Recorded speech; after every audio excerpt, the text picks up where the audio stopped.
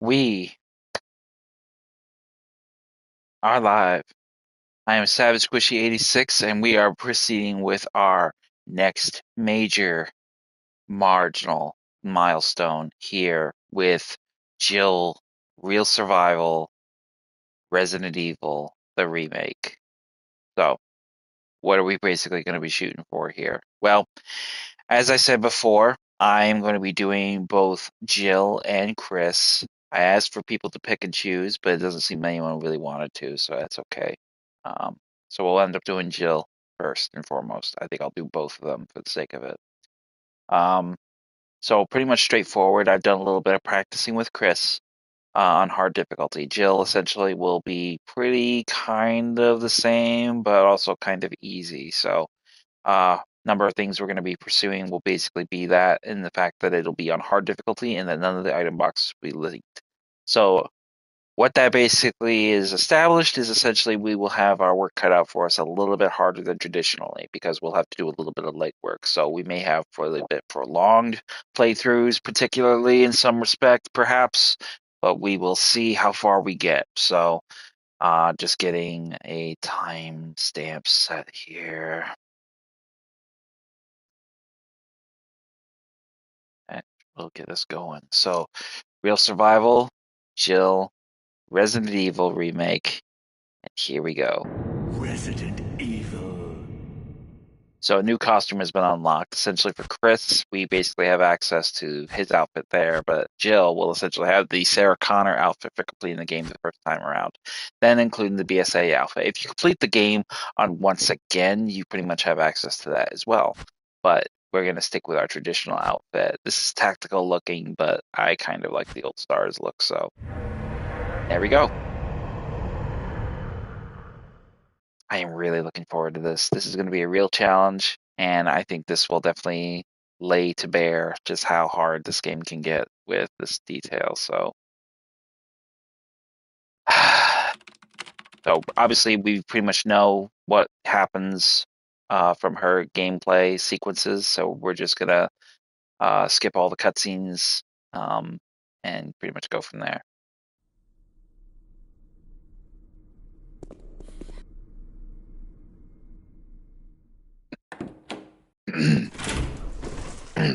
Excuse me. So upon entering the main dining hall, go ahead and grab the save ink ribbons here. Everything will be correlated to hard difficulty.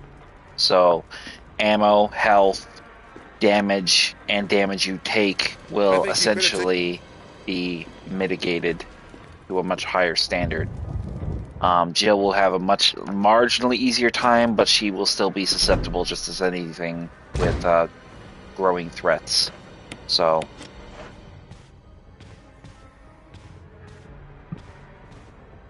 ammunitions will be more pivotal to be managed than ever before. So you want to take your time with picking your battles and avoiding any and all fights if at all possible, to the best of your ability. Barry!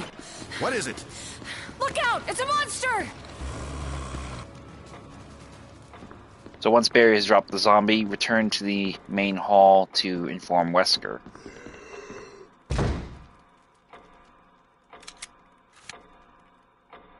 And I think we're going to try to go for like a 3-hour or maybe 4-hour run per playthrough because it will be such a lengthy amount of time between segments.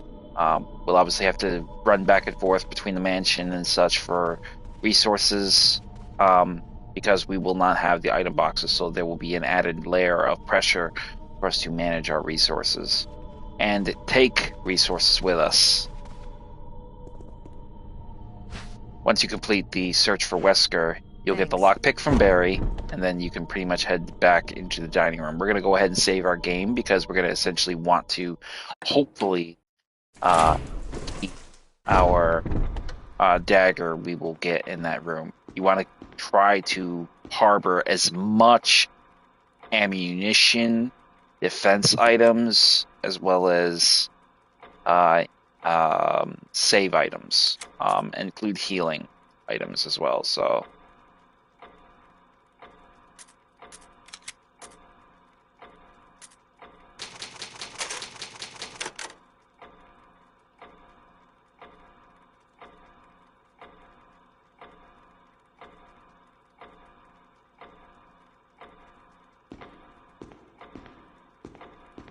Once you stage your game, make your way back to the main hall, cross it, and to the art gallery. We're going to grab the first floor map of the mansion as well as the dagger hidden in the back room. Hopefully, we can dodge the zombie that tries to corner us and prevent ourselves from.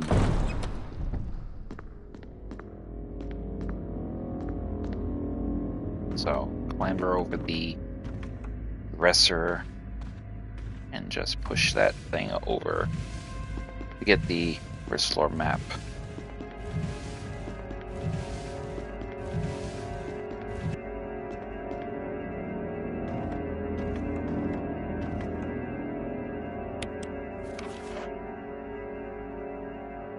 Once you get the map, drop on down and then make your way into the back of the art room.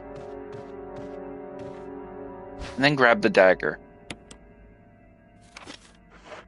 And then make your way out. At which point you will be cornered by the zombie that managed to sneak its way into the art gallery. And we're going to try to avoid him if we can. Hopefully we can get lucky and luckily... Oh, come on. Really? Goddamn camera. We're going to reload that and try that again, because that was bullshit. That shouldn't have worked. That's why I don't like the mechanic in that capacity. So we're gonna try that again, because that was bullshit. Fucking stick. Again, you use the stick and you end up getting screwed because camera changes, and then of course the analog stick that you initially are pushing down to go, run off camera, turns you around and sends you back the other way. So, but we did work. We did almost get out of that room. So we're gonna definitely try that again, because that was garbage. I'm using my D-pad for this next time. I'm not doing the goddamn stick. Stick works sometimes, but in that instance, it failed me miserably.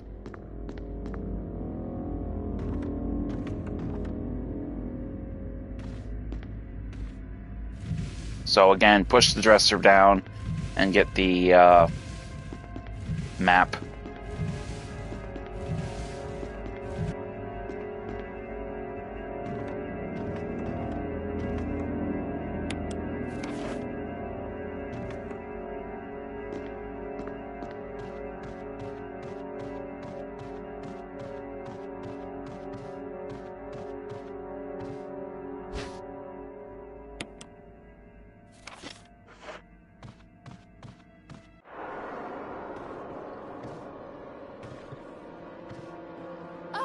I think the animation is when you're backing away, the seizing animation of the zombie doesn't work nearly as good. There, we got through it. Fantastic. Make your way out and head out to the main hall, and then it'll proceed.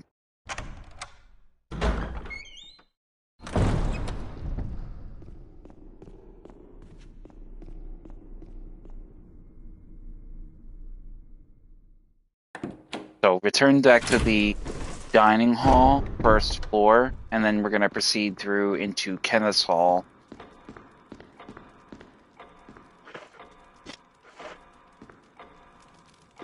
Now, if you so want to, you can grab the emblem now, or you can grab it later. I'm going to grab it later because essentially we're going to need to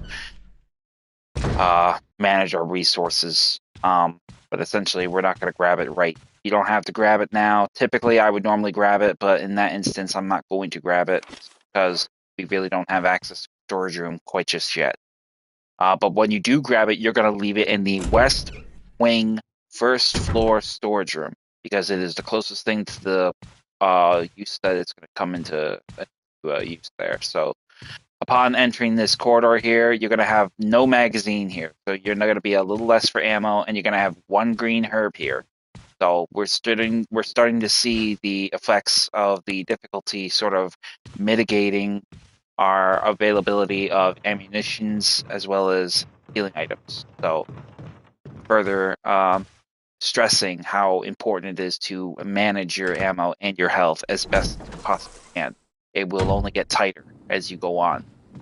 Head into here and grab the herb here. Go ahead and mix them. And then we're going to run through here and immediately avoid this zombie.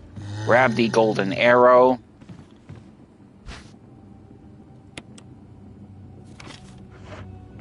Grab the ammunition here as well. I'm going to see if we can avoid this zombie here. Which we do. Great. Now head on through and then head on in and unlock the door to the second floor dining room.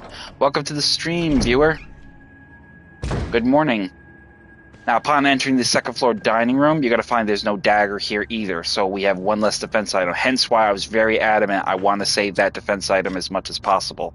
It is going to be very important. You're not going to have a lot of defense items. You're not going to have a lot of ammo, so you need to save as much of it as you possibly can.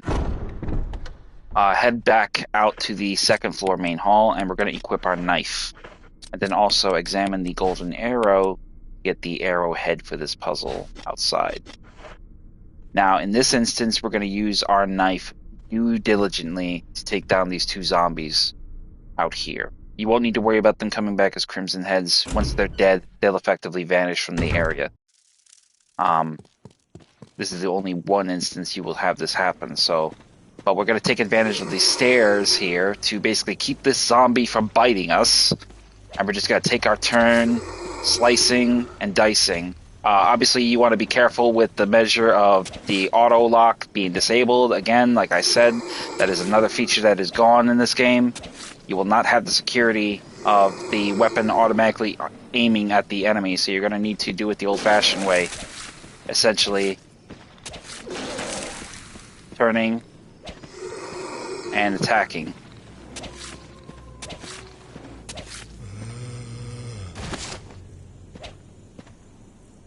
That should take care of that zombie, which it does. Fantastic.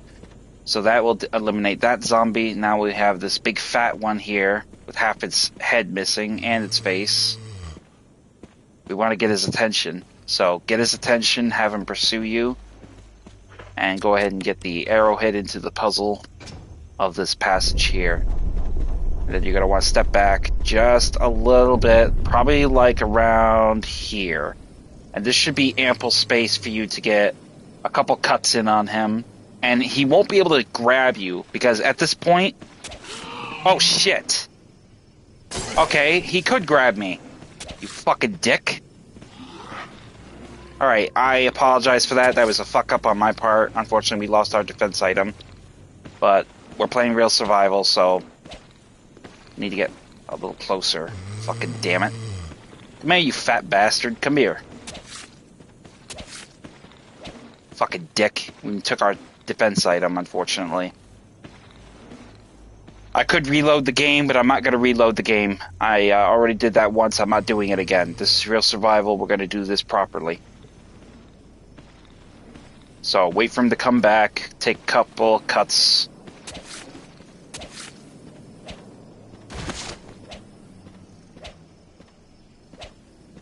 I'm not sure if he's dead.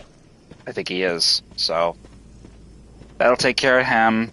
Head over here, though, and grab these shotgun shells off the ground. And now we have that.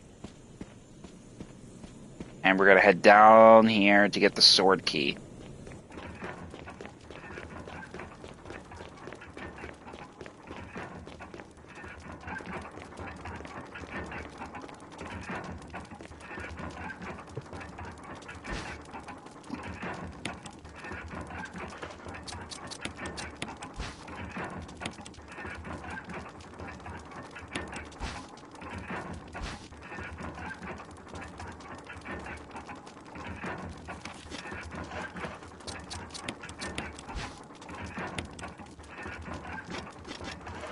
So upon grabbing the sword key, we're going to make our way up and out of this underground area. And now we need to decide, how do we want to pursue our next course?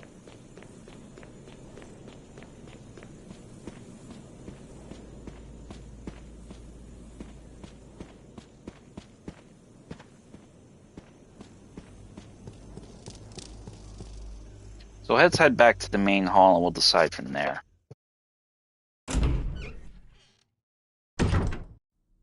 Well, a number of things we need to take into account here. Obviously, we do not have the second floor map, but essentially, on the left side, we have the storage room where we will be able to get to and drop off some stuff. On the east side, though, is where we need to get the canteen to essentially get our ways of burning some zombie bodies. Either or is a potentially good option right now. Navigating the west wing will be a little bit easier. Then again, it could be a little harder because we have a number of zombies that will essentially be blocking our path. But if we can go the west wing, we essentially can open up the other path leading to the balcony where we get the armor key from the dog, the armor key replica correction. That will essentially give us an easy access point to get back to the main hall with minimal dangers of being attacked by zombies, at least for the time being until we solve that puzzle. So the east wing, we could take the second floor or the first floor, depending on your position. But we also have to account for the fact that we have to get the herbicide. We have to get the herbs from the outside balcony. We also have the shotgun puzzle to solve. We cannot really go through the process of navigating that particular hallway very much because of the potential implications of the dogs bursting through the glass, the zombies bursting through the windows, and then so on. So I think right now the best course for us to take would be to take the second floor west wing and drop off a proprietary of these materials and save our game. You're going to save your game a lot, often as possible, so that in the event you do fuck up and you use an item or, God forbid, get hurt too much, you can always reload it and try again. And this will be the first exemplary moment where we'll see the test of that problem with the health or resources per se, I should say, being mitigated to just one particular storage box. So head into here and use the sword key to gain access to the balcony, the second floor hallway. Not the balcony. What am I saying? The balcony floor? Not on the terrace yet. Then head out here and use the lockpick to unlock that door, and immediately dodge around the zombie, head around the corner. Obviously, here you will find there's no zombie here, but that other zombie will be positioned to intercept you there. That zombie will essentially be on the stairwell, including this zombie here on the floor. This zombie on the floor will eventually animate, but not for a little while. So we got some time on our side where we can burn the body when we head inside the storage room, though. We're going to drop off a few things. Number one we're going to do is drop off the ink ribbons, and we're going to drop off the shotgun shells. And bear in mind, when you drop these off, you have to get them from this room. There is no other way to get them. They will not be available in any other item box throughout the rest of the game. So whatever you drop off here, you have to get it from here.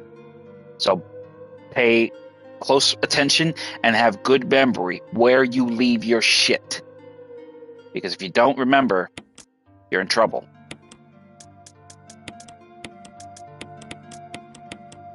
We're not going to take our healing item, but we will save our game. Head over here and grab the special instruction note and save your game.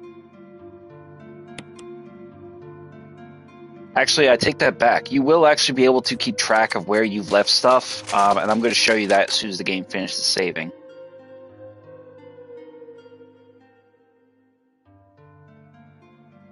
So once you've saved your game, go ahead and open up your map.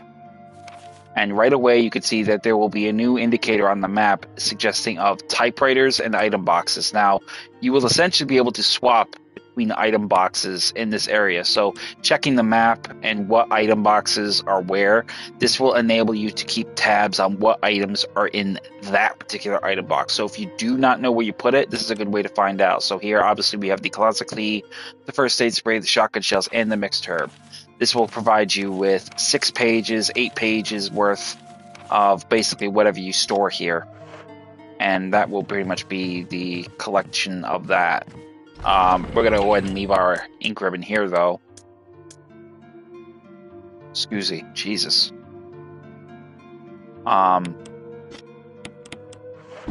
what am I doing? I don't want to put that away. What the hell? So once we go ahead and get that established, we're going to head down the hall and we're going to grab another defense item as well as additional ink ribbons, which we're going to take with us, and we're going to leave the broken shotgun. We're not going to need the broken shotgun. So use the lockpick, open the door.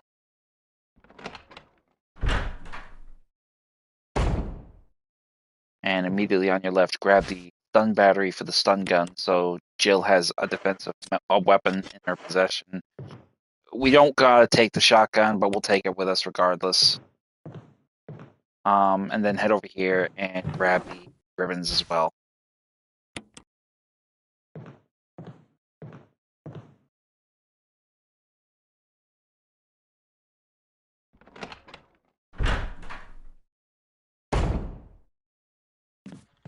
Now we're going to take the ink ribbons with us and drop them off in the storage cabinet down here, basically to supplant the one ink ribbon we have left. Essentially that order. So we're not going to mix them though, because we want to have them that one good ink ribbon left. We want to save that for that instance. Drop off the broken shotgun as well, and then we're going to get out of here and quickly navigate upstairs. Wait for the zombie to go up the stairs a little bit so you can get around him and avoid his attacks. That zombie will be there. We're going to go over here and exit this room by heading back the way we came through this hallway. Unlocking this door will get us back to the main hall where we essentially were navigating before. Now we're going to double back down the steps through the previous room we were initially in, and we're going to go use the sword key for the basement 1 kitchen area.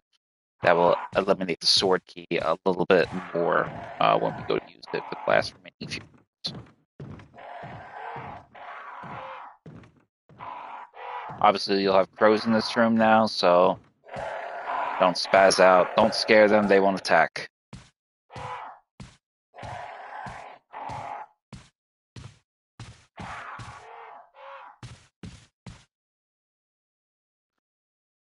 So, upon entering this room, we're going to head back through here, and we're going to get this zombie out of our way if we can. So, just,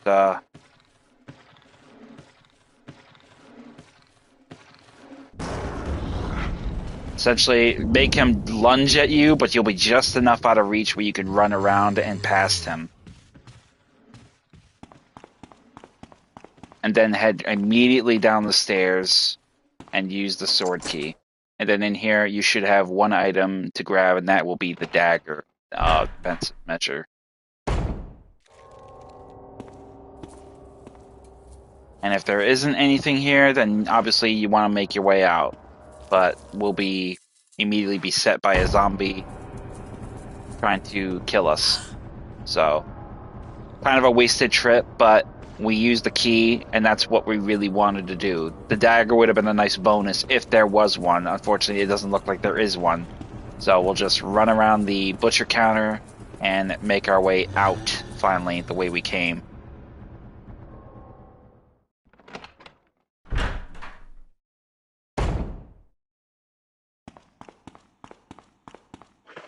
Check your inventory. Okay, so we still got 1 magazine, 1 gun, fully loaded, the sword key, and a survival knife. So, run past the zombie, slip by him, and get out to the dining room, first floor.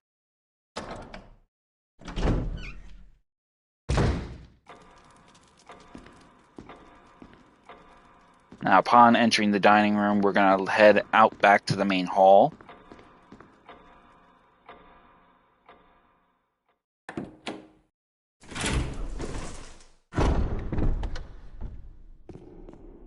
And we're going to do 2 things. First thing we're going to do is we're going to head up the stairs and use the sword key on the 2nd floor room, hallway to the 2nd floor east wing hallway.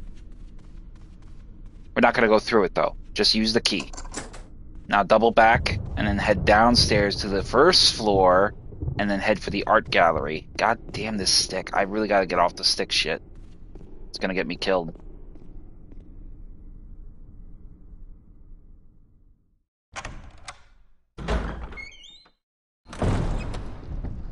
And then upon using this key, we can eliminate the sword key altogether entirely from our inventory, which is essentially what we want.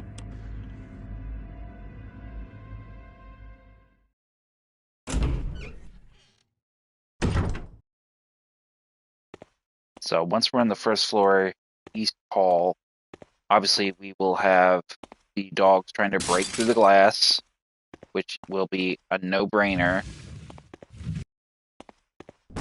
Push the small cabinet, and on this room you will find a dagger underneath. You will not find another magazine in this hall. Underneath the other bookcase or counter shelf, whatever you want to call it, you won't get anything there. So just get out.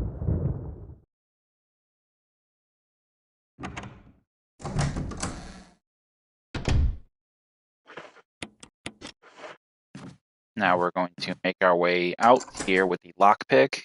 Grab the couple of herbs here, as well as the herbicide.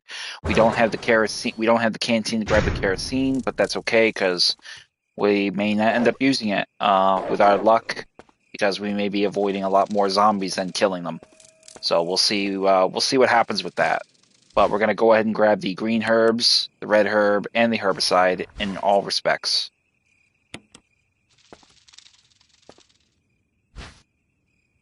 You could probably get 2 full refills of kerosene, maybe, or maybe just the one and half of one. I'm not sure. I've gotten 2 full sets, but it's hard to say really distinctively what you get on Real Survival. Real Survival does operate with hard difficulty, but with the added effects of the unlinked item boxes, it could be marginally different. I don't know. I'm playing it on hard difficulty with Chris at present in another save, but this is a little bit more, this is an unknowable factor unless you've, got it in memory. I do not. I haven't played it in a long time. So enter the bathroom and immediately unplug the dirty tub of water, which Jill will kill the zombie, as she always does. But inside the tub, you will find another dagger. Take it. Zombie will be dead and not a threat at this point going forward, which is good for us. So once we have that, we're going to head down the hall further, gate to the left, and head into the shotgun puzzle room. And we're going to grab our shotgun, which Barry will save us from the trap.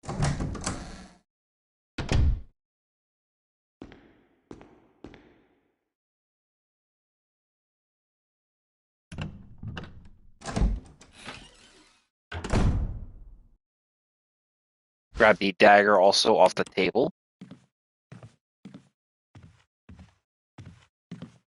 And grab the shotgun. Make your way out.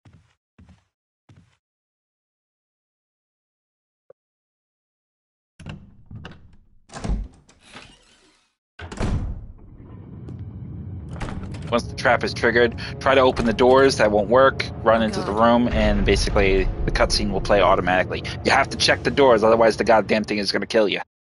That's the only way you'll actually trigger the cutscene where Barry rescues you. So you have to check both doors.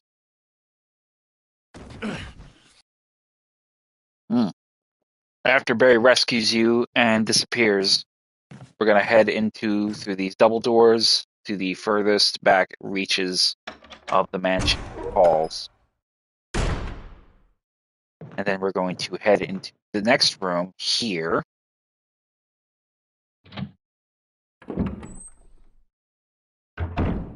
Now, this is going to be probably our first major in case of probably engaging a zombie, so we're going to get ourselves situated with a dagger in the event he does grab us, but we'll see what happens.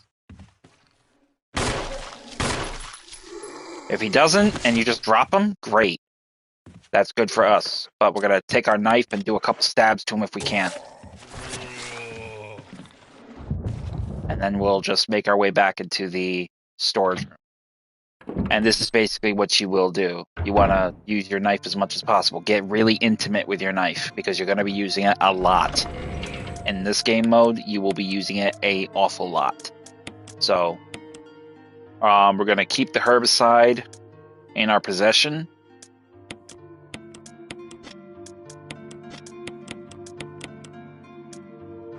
grab the canteen. We don't have any ink ribbons, so we need to get some in order to save our game here. We don't have any. So be very fucking careful. Alright, we have half the kerosene remaining, so we got some kerosene. We still need a lighter, though, to light this bitch.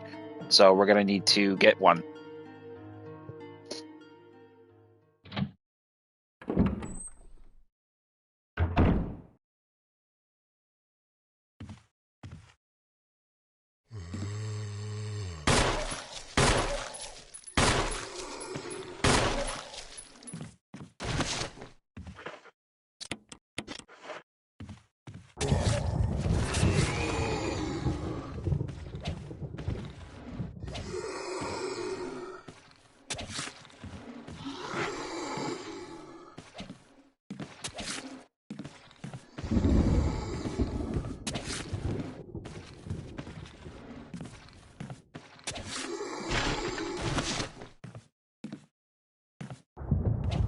Now, he will be a dead zombie, which is essentially what we want. We still need a lighter, though, to burn his body. So, head up the stairs. You will not have a zombie on your left proximity. He will be further down the hall. However, you will have one around this corner here, which we will deal with. Just want to drop him to get him out of our way.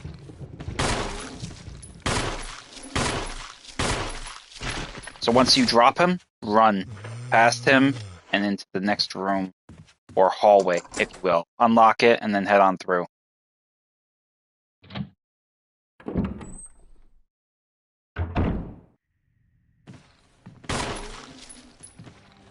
Grab the wooden board here. Have him lunge for you and then just run around him.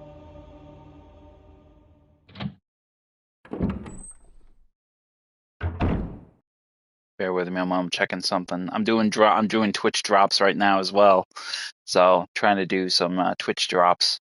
But here we are going to have the dog whistle key here, obviously, and also we are going to have the magazine as well. We will not be able to grab the lighter, though. Unfortunately, we need to drop some items off. So we're going to need to drop off our shotgun. We'll come back for the lighter because we obviously are going to need that. But we'll drop off our shotgun and come back and get that lighter.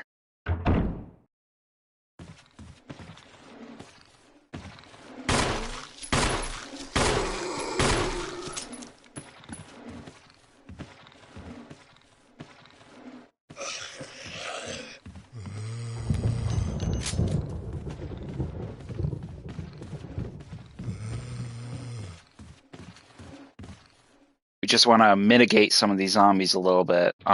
We don't want to waste too much of our shots, but we want to weaken them enough to where we can finish them with the knife. That's essentially our aim. It'll make our job a little bit easier in the grand scheme of things. So we'll go ahead and drop off the herbicide for right now, and as well as the dog whistle. But make no mistake, we will be taking them with us. We are not leaving them here. This side of the mansion, they're not purposed for it. The west side of the mansion is what they are. So we want essentially the west side. So we're going to head back up the stairs. Get this asshole zombie's attention yet again. Use your knife if you can help it.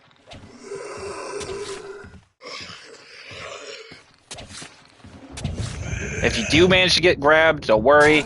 We got a stun knife we can use. Oh, come on. What the fuck? Asshole. Well, he's dead at least, so I was not hoping to use 2 defensive weapons. I was hoping I could stab him a couple times, but Chris has got a bigger reach than Jill, which is rather frustrating. So, we'll,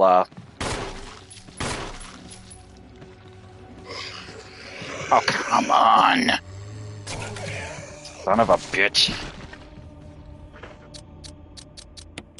Alright, we gotta stop screwing around here. I'm fucking...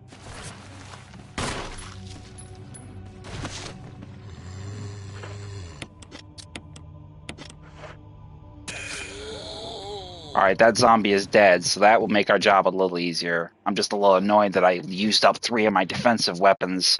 2 for one zombie and 1 for the other.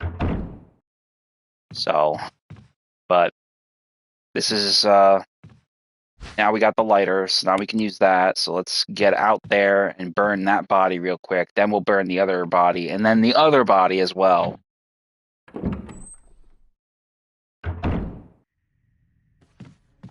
So heading into hallway here, go ahead and burn the body.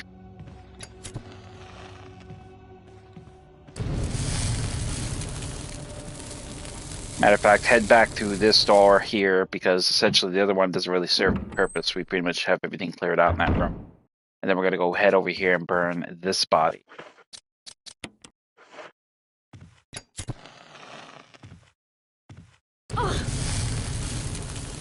If you don't step a little bit further back, you'll get burned. Oh, there's something in there. What did we forget? The file? I think we forgot the file. We have to, well, we don't have to go back and get it, but we will later on. We're not going to do it now, though. But head downstairs, get a kerosene refill, and we'll burn this one body. And then we're going to make our way down and get the second floor map of the area. So we're going to need, we have the wooden board, so that's good. We need the wooden board. Grab kerosene and head out back into the second floor first floor. Climb the stairs and make your way to the furthest room where you can get the map. Burn the body.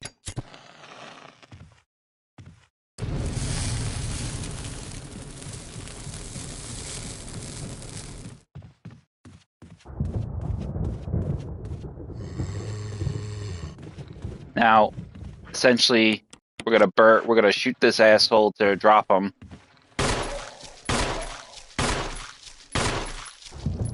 And that's about as far as we're gonna do. We want him to get him. We just want to shoot him enough to get him down and out of our way, because ultimately, when we come out, we can easily avoid him and run past him. We're not gonna kill this zombie because this zombie will actually make our job easier with killing hunters. We can avoid hunters later on by not killing them. So, go ahead and get the lighter and light the fireplace. And then use the wooden board to brand and burn in the details of the second floor map. Once we have what we need, make your way out.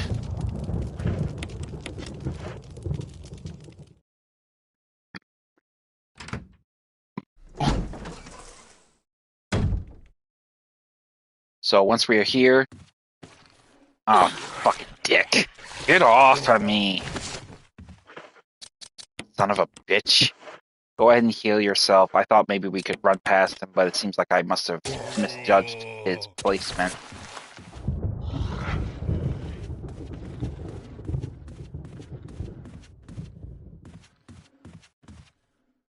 It's kind of hit and miss. Sometimes you get lucky and you don't get grabbed, and other times you do. You get grabbed. So once we get here, oh fuck me, I forgot. I gotta go back and get the dog whistle and the herbicide.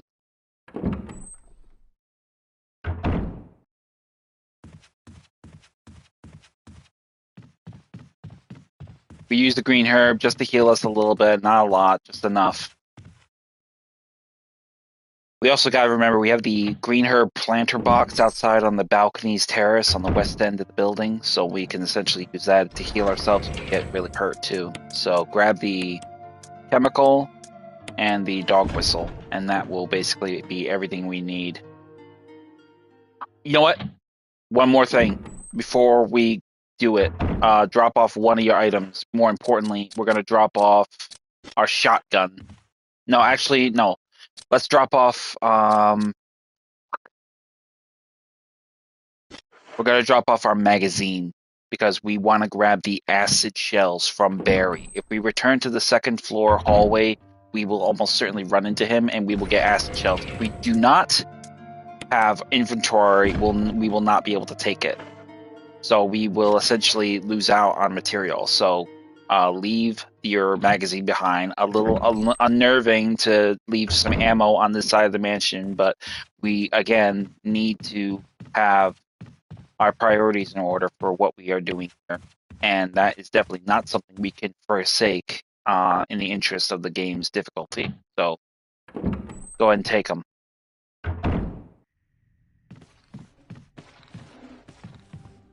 This zombie will be wobbling around. Go ahead and just run past him and then make your way into the main hall where we will run into Barry.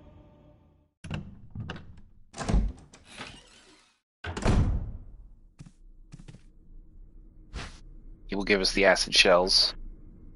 What? And once we have those acid shells, we're going to make our way to the second floor dining room where he just went. And we're going to solve the gemstone. We're going to push the statue with the gemstone.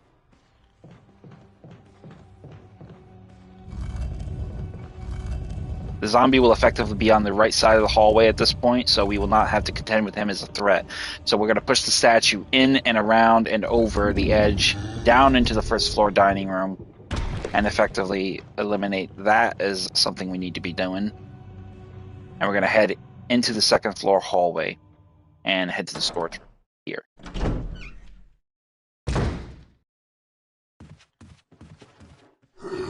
If we get caught, just use your stun gun, get them out of your way. We don't really have to worry about it, but kind of would be healthy to have that in the instance with the dogs.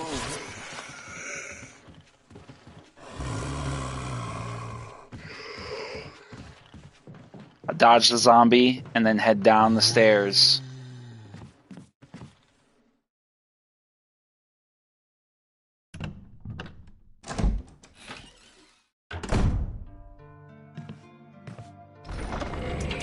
Now the next thing we're going to do is we're going to drop off our acid shells. We're going to drop off our herbicide. And we're going to drop off our lighter. Well, no, not the lighter. But we are going to take the shotgun, and we're going to take our green herb. As well as fuel canteen. Save your game, again.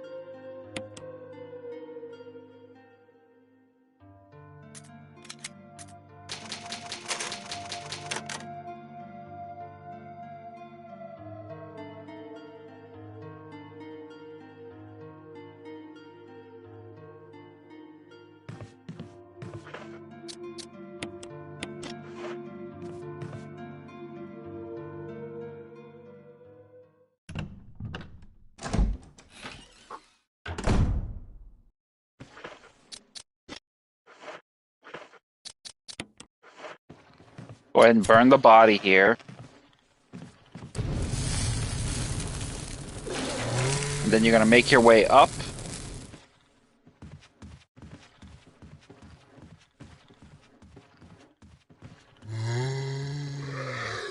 Dodge around the zombie as best you can. If you can, great. If you have a hard time, just remember you got the healing herbs out here. And we're going to head out here and we're going to call this dog and get this goddamn key replica. Head further down this passage here. We essentially want to do what we did the previous playthrough. We want to force these dogs into a bottleneck. Intercept them with some long-range shots with our pistol, and then wait for them to close the distance on us with our shotgun. So make sure you're pretty much, you should be in good position there. That's essentially what you want to be. So use the whistle. Come get it, Pooch.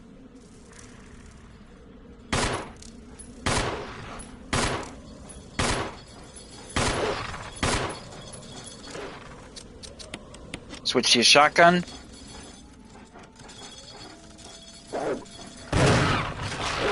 If you do get troubled, get him off by shoving his ass off and finishing him. And that'll do it. 6 shots and 2 shells. That's all it should take.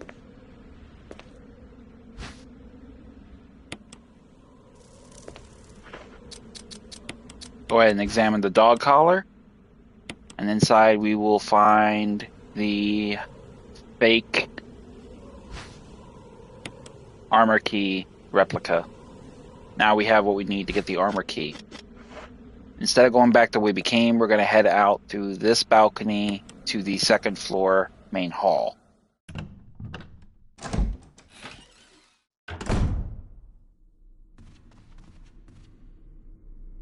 Then return trip around to the second floor dining room hall. and we're gonna head around. We're not gonna go the other way. We gotta take the long way around to get to where we gotta go. So the zombie will be shambling his way down there, which is okay because we're going to be heading into this door, and then we're going to go ahead and intercept the Crimson Head when we're on our way to get the armor key. Oh, actually, no, not this door. We need to go the other way. So, my mistake. Oh, there we go. Now we're in the right position. I went to the wrong door, unfortunately. My apologies. We're still going to have to mitigate around this one zombie here if we can, which we will. And then that zombie's coming up the stairs, but that's okay. We're going this way.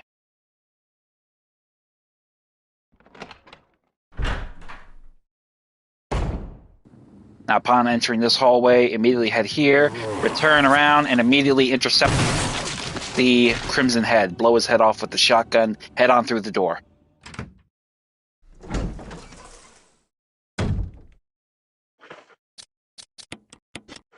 Unequip the shotgun for the time being, because we're not going to want to get too panicky and use precious shells we don't have. Go ahead and grab the armor key. Then use the armor key replica to replace this one.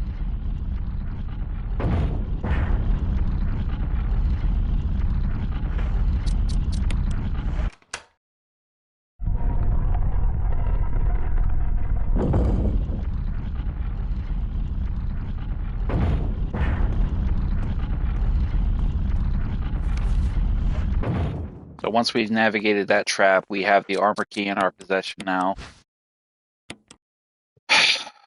And now we're going to return to the first floor west wing. And we're going to get past... Excuse me, again. Terrible gas today. We're going to return to Kenneth's Hall and get past that zombie, using the key to open up the door to the piano room.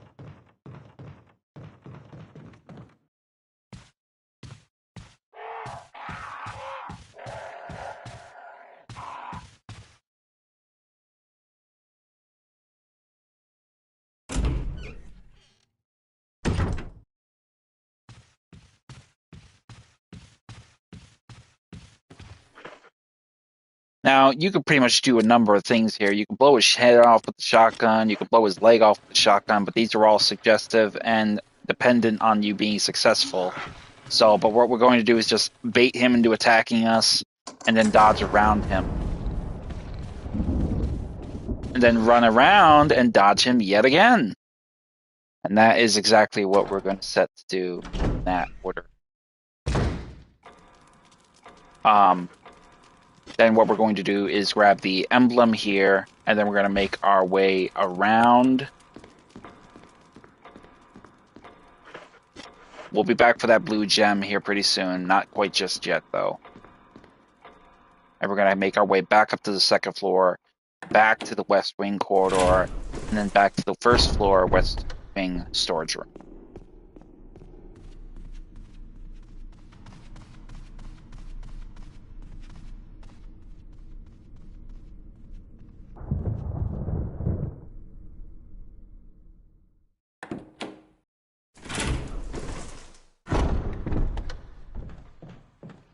Now, you will unfortunately have the potential chance that a zombie will be coming into the second floor from the balcony terrace where we took down the dogs. In this case, you'll have 3 zombies on the 3rd floor level, but it will be a monumental difference of difficulty compared to what you will be contending with later. So as soon as you enter the stairwell, you pretty much will hear the zombie coming in. Let's lure this asshole away, because I don't want to deal with him.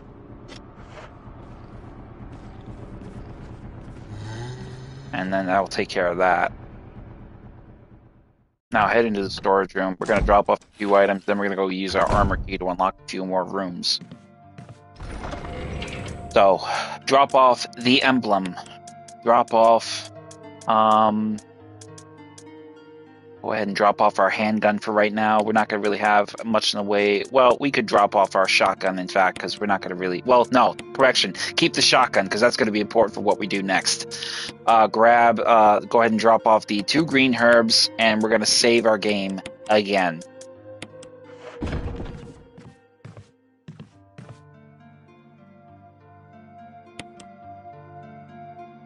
Like I said, you're going to be saving your game a lot.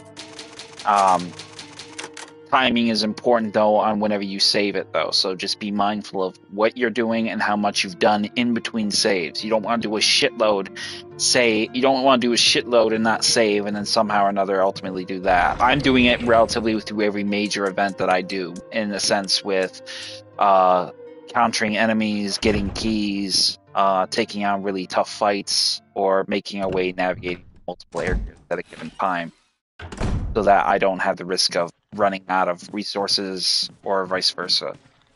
Obviously, the zombie now will be a little bit further positioned along this hallway now with the 3rd one, so we want to be mindful with our placement. Oh, you fucking asshole. So, obviously, we did not account for that, so let's go ahead and reload it. Thankfully, we saved our game just like we should have, so we kind of got lucky there. I did not anticipate him coming around. It's kind of hard with the fixed camera because he kind of tricks you with, is he going to go left or is he going to go right? So luckily we didn't have that issue. So we're going to try again.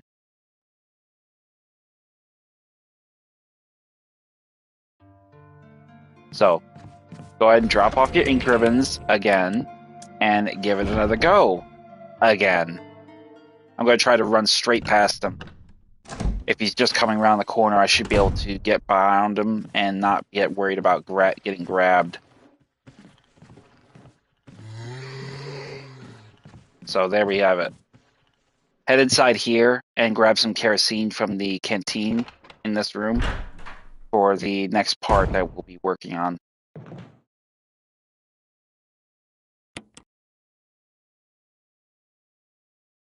So we got half left here. That's enough for 1 refill. When you see about half, that's usually a good indicator you got about 1 more refill, and then it's going to be gone. So once you have that, use the armor key to open up the other corridor that was locked up to us and head into the next corridor. On here, you will find no battery now instead, and we're going to head into this room now and grab the magazine off the bed, as well as a battery, I think, in the closet. I could be wrong. We'll have to see. So grab the magazine from the bed. That will essentially give us some munitions for that particular work. Burn the body here, though, on the floor when he goes to try to get up. You can avoid that. We're going to grab the Keeper's Diary, and then we will obviously find that there is one more thing in this room. So we're going to have our shotgun equipped, and we're going to blow his leg off as soon as he comes out to stop us. Hopefully we'll get the shot on his leg. Sometimes it's success, sometimes it's hit and miss. Nope, not so much, but that's okay. We just need to put him down, and that's what we did. Grab the battery, get out of the room. We're not looking to kill him. We're just looking to get him out of our way. Shooting him in the leg is probably the best thing you could hope for. That will essentially keep him trapped in that room and not a threat to us. Now we will go out here, unlock this door, and we'll go get the gemstone that we pushed into the balcony earlier. Now you can pretty much drop this zombie if you so want to, which we're going to. We got the kerosene to do it, so.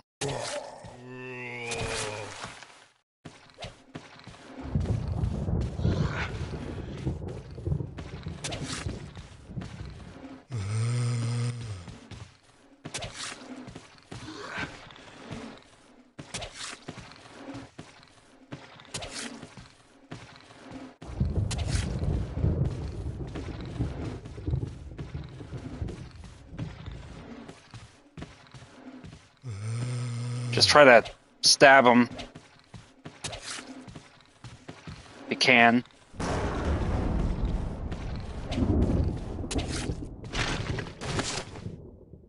get lucky? Did we kill him?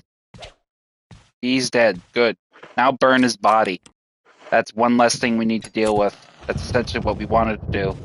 Because now we're going to go get another kerosene refill from the first floor east wing. So let's go do it. We got one less zombie there to deal with, so we can navigate that hallway without interruption now. So head back into here, but first thing we'll do is grab the blue gemstone here on the floor and go solve that little puzzle with the tiger statue. That will give us 6 shells for our shotgun, or a magazine. I'm not entirely sure. We'll have to wait and see. They usually do have a tendency to switch up the ammunitions on us when we least expect it. So with any luck, hopefully it'll be a shotgun shells. You know, cross your fingers.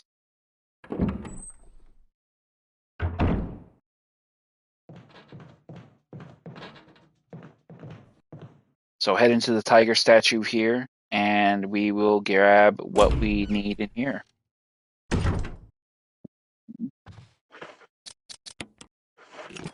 We will find the blue gemstone there, and inside we will get shotgun shells.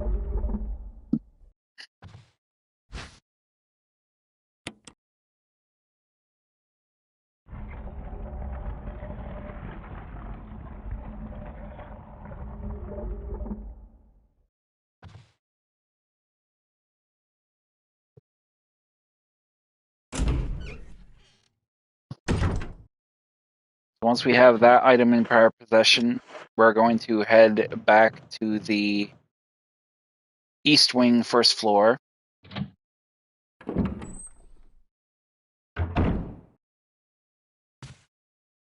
The zombie in this hallway now has been neutralized. We don't need to worry about them. But what we will do is head to the first floor east wing. Now we will take the main course of the path through the art gallery. This is essentially will guard us from the dogs breaking the glass going through that path, but we will be taking the return trip back.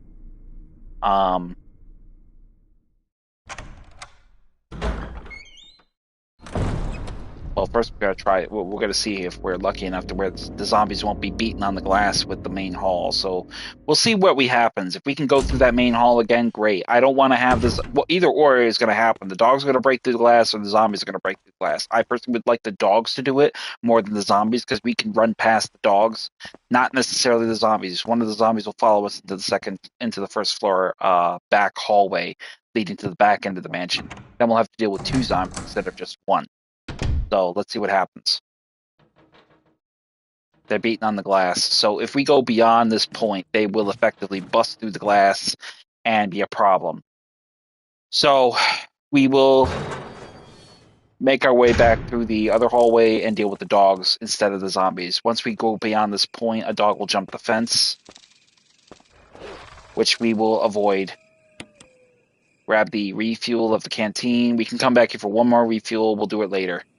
But we're going to go ahead and avoid this dog, which is essentially just going to, bark at us, and that's it. So that's good. We got away from that.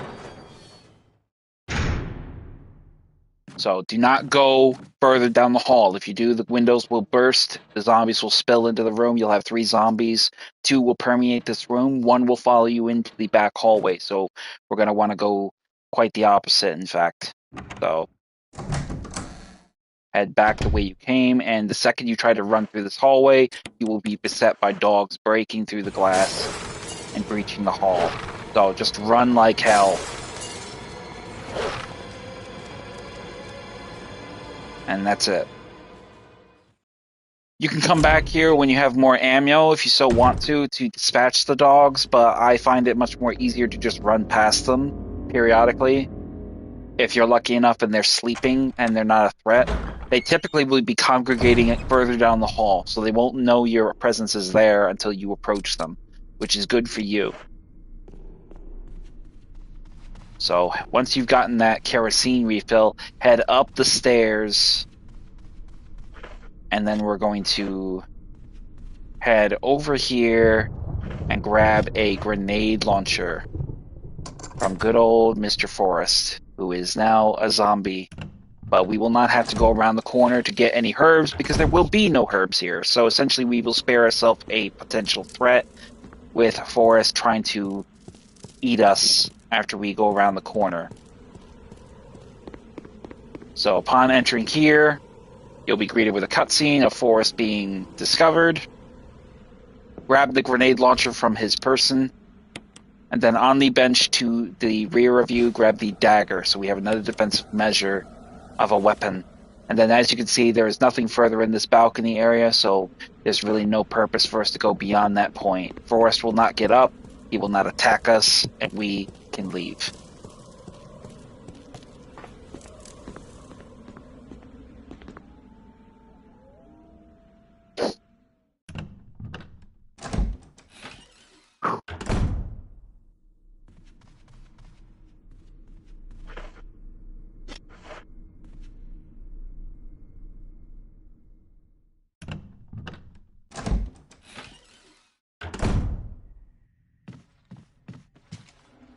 And almost everything we're going to do is use our armor key, like always.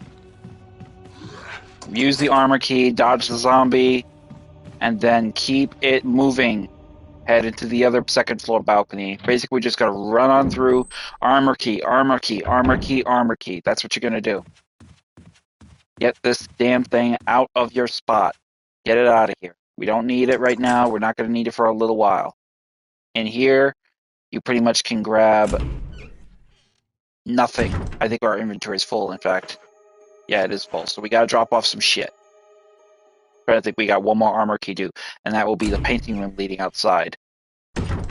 So head outside once we get down here. Barry will have left us some resources here as well. So check the note. Obviously, left you some bullets in the room next door. Feel free to use them if you get yourself into trouble. Barry, go ahead. Good.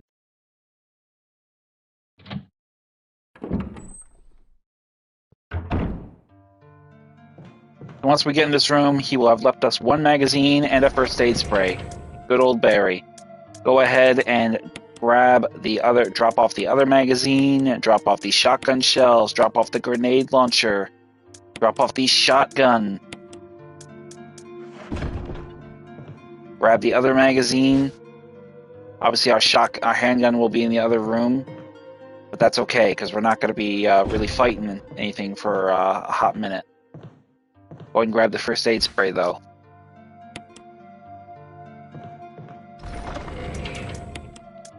Grab the shotgun and leave that here as well. Matter of fact, fully reload it. Then you got a fully loaded weapon. And we're going to leave our magazines here as well. We're not going to need them yet. Right. Now, we're going to head back upstairs to that sixth floor, that partial bedroom / room. We're going to have a zombie here trying to burst in the door. I think it's going to be in this room right here.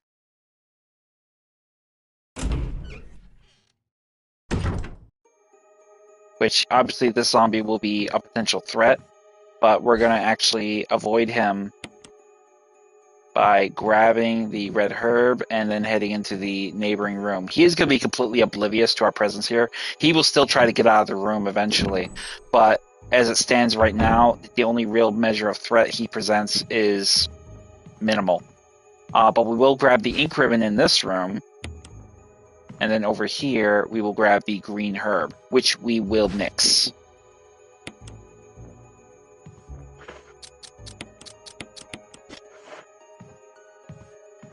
So once we have those items in question, we're not going to go through the other room yet. We got to drop off some stuff, but we essentially really wanted to get the ink ribbons specifically for us to save our game. So avoid the zombie. He's just, he's very docile. So at least until you go to leave the room, then he'll start beating on the door, looking to get out, as you can see.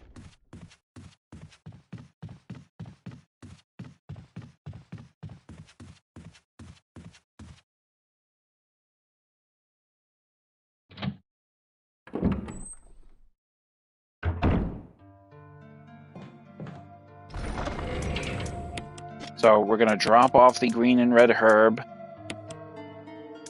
We're gonna drop off the ink ribbon.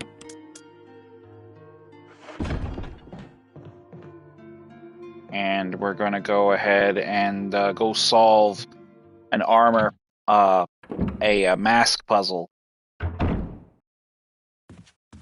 Specifically the armor key puzzle.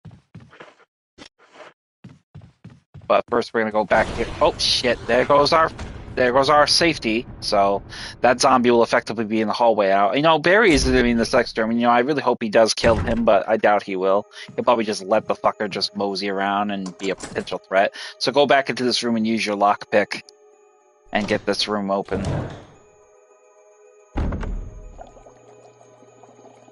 Get this cutscene with Barry, and obviously you pretty much will figure out that he has taken the file. Half the file anyway. Grab the fishing hook from the wall, grab the bee lure part from the furthest southern wall. Nothing will happen when you press the switch. So we need to combine the lure with the bee lure, and that will effectively give us the complete lure. Grab the bee specimen. Go ahead and use that as well. And then switch the pieces accordingly. Bee specimen where the lure was, lure where the bee specimen was. Hit the switch. Activate the opening. Get the wind crest.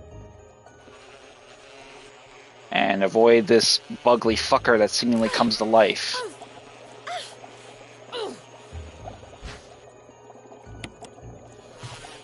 And then just run out of the room.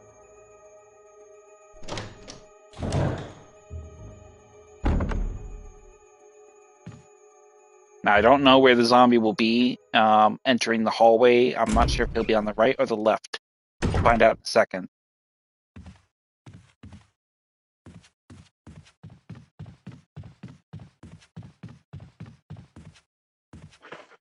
So, we got what we needed. It doesn't matter. So, fuck it. We're going to head down here. We're going to drop off the wind crest. And then we're going to head to the armor room and solve the armor room key. The armor key, the armor room. Why am I saying armor key? I have the armor key, you fucking knob.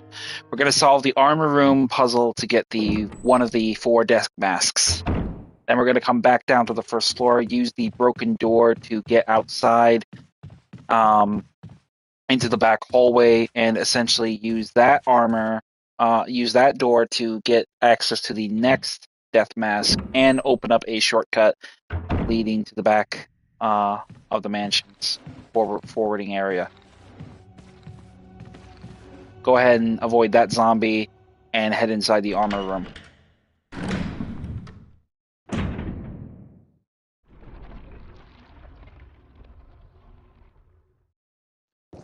Upon entering here, obviously straightforward.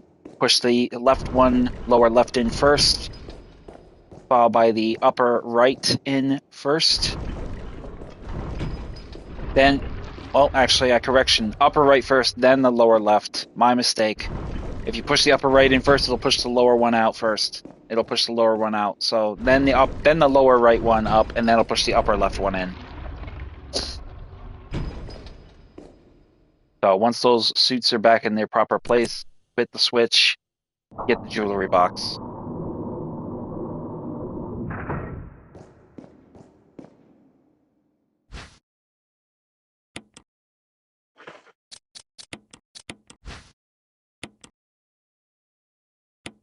Hit the switches on the jewelry box to get it open. And inside we'll find a mask with no eyes, nose, or mouth. Once we have that, make your way out of the armor room and then return back to the first floor just outside of the storage room, west wing floor.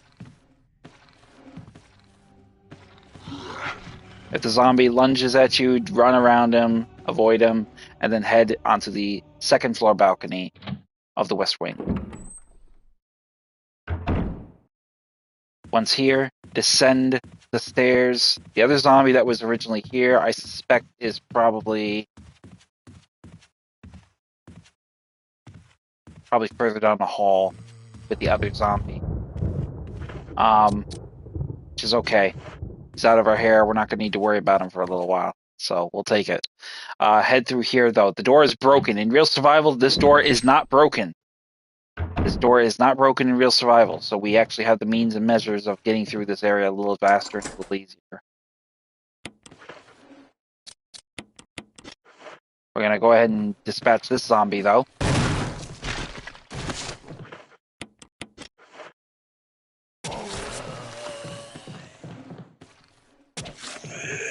If he does become a threat, use your stun grenade, use your stun thing, it doesn't matter.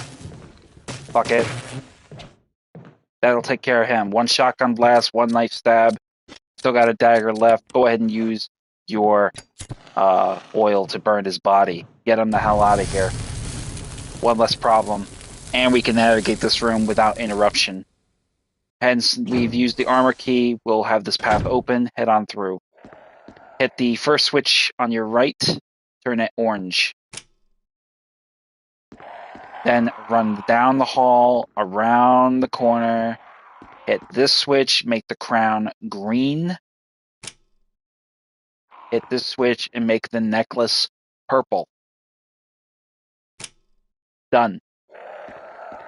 Now head down here to Lisa's portrait and turn the switch, and that will open up the path. Outside to your next death mask and a shortcut leading out to the north side of the mansion. Not the back, but somewhere within the middle of the grounds. Run down here and drop off those 2 masks since we're here.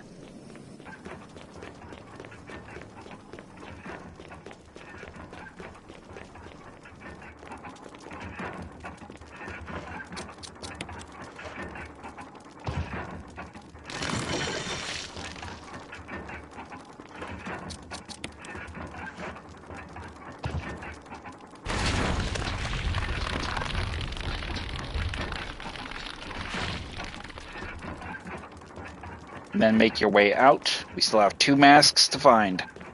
One in the attic, and the other one will be with the herbicide puzzle room with the plant protecting it.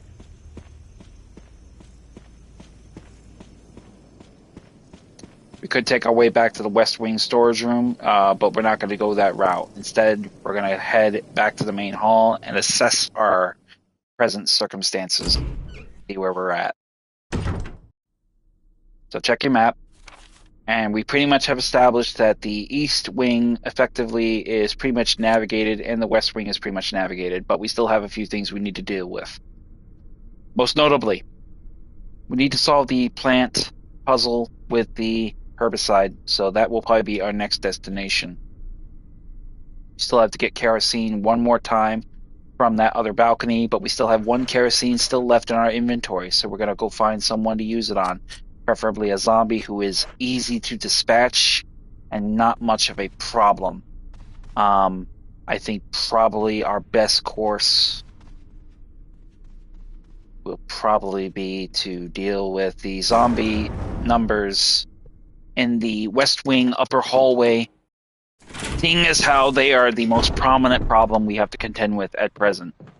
Zombie here in this main hallway up here, we could kill, but we are not going to, largely because if we do kill him, we will essentially invite hunters. As long as you don't kill all the zombies in that particular area, you essentially mitigate any sort of activity potentially for threats to be a constant with the hunters at that time. So we're going to go ahead and blow this zombie's head off. Easy work. Bang, bang, bang. And this one as well. If we can. Probably not going to.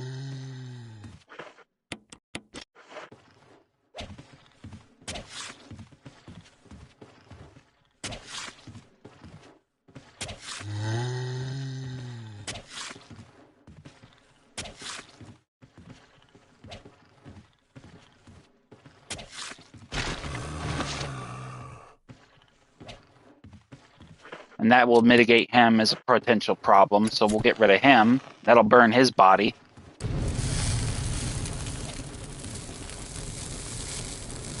We're gonna run around this zombie and avoid him. Essentially, what I want to do is try to kill him on the stairwell. That'll make my job easier. I can get him out of here in one shot. But I don't really want to do it quite just yet. I want to get that other puzzle solved first. So let's go ahead and grab our handgun and our lighter, our herbicide, excuse me. We're also going to mix our green herb here with the existing green herb we have on our person, so that will make one less item to carry for us. We're going to drop them off. I try to leave at least 2 healing items in both sides of the mansion just for emergencies. So we're going to grab that and leave that here.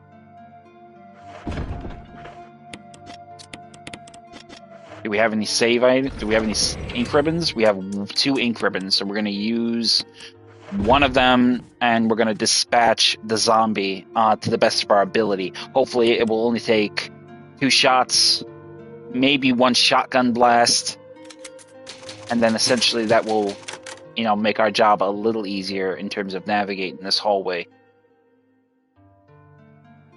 I may not have to. Maybe I'll just lead the bastard to the stairs and I'll just kill his ass there. I'll just burn his body.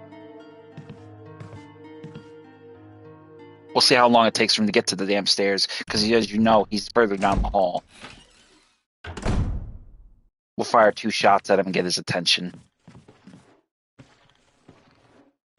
Come here, boy. Good boy. Come on.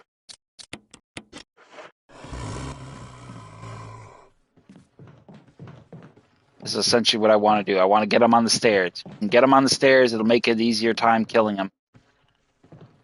So, come on, boy.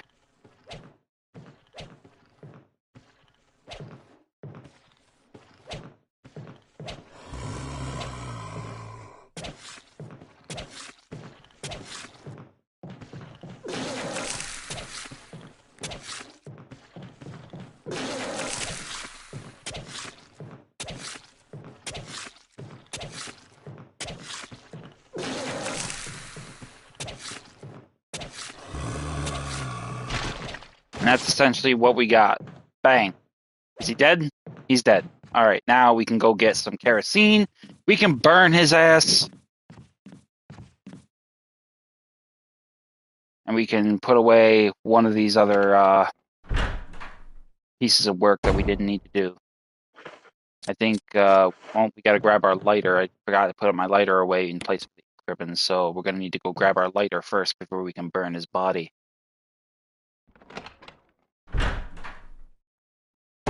Ooh, mercy. But yeah, also that will be all the kerosene we'll get from that room, so just bear that in mind. First floor west wing kerosene in the broken shotgun room will effectively be exhausted. You will not be able to get any more there. So grab the lighter and burn the body.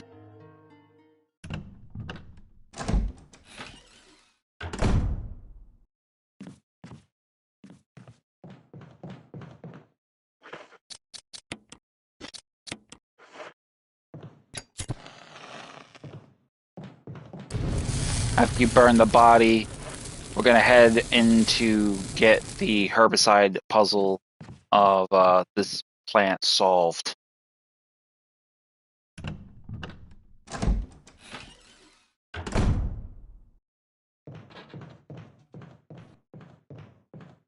Now, do not concern yourself with these zombies. When they break through the glass, we essentially will be avoiding them predominantly in the foreseeable future. I do not think they'll be sticking around once the hunters appear, but do not quote me on that. I could be wrong. So, head over here, use the chemical or herbicide to essentially poison the water supply, and then switch the valve to the red indicator, which will kill the plants and not destroy the precious healing items we will have here on our left.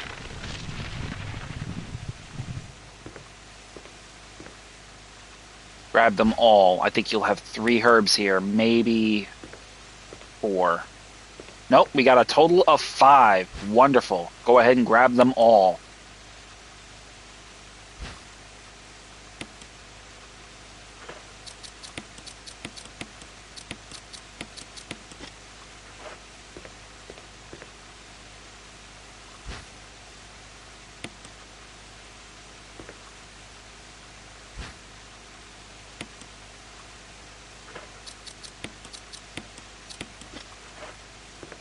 And then go here and grab the death mask with no eyes.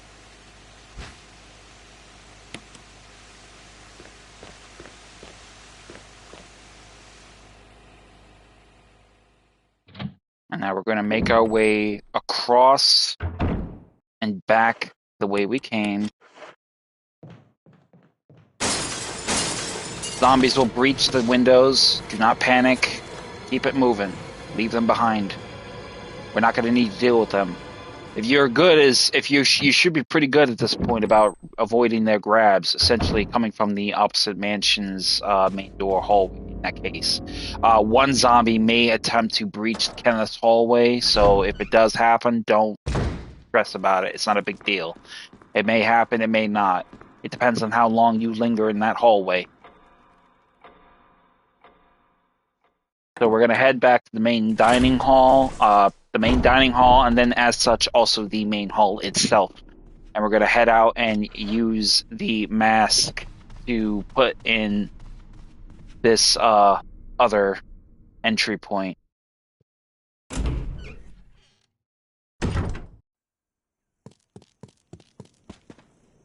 And then we're going to make our way out and down into the dungeon area.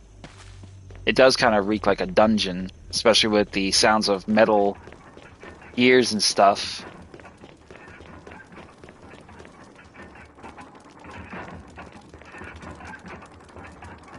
I'm curious as to what the hell that sound. What is turning the gears? That's what I'm curious about. You see this chain turning over here, and I'm like thinking to myself, what the hell is it moving? You know, it's not like it can't be like. I mean, it's got the screamings of medieval practices, so I'm thinking ball bearings and shit. But what? You know?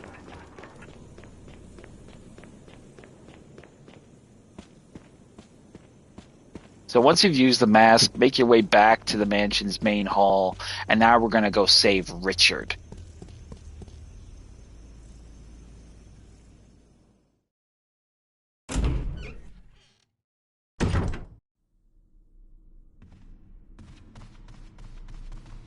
Now this is going to be a dual purpose situation because we essentially need to drop off resources, but more importantly, we need to get the necessity of items. We have to make a trip back there anyway to get the serum. So essentially, we're going back there for one purpose for him, but essentially, we're also killing 2 birds with 1 stone by dropping off the items in question we don't need at present. So once you get the cutscene with Richard, skip it, and then we're going to double back to the West Wing, first floor. Because we've dispatched all the zombies there now on the 2nd floor, our navigation to there will be rather streamlined and a lot safer. So head back to the main hall, cross it into the dining room, 2nd floor balcony. Take the long way around, obviously, because the zombie will be on the adjacent side, and we can avoid him.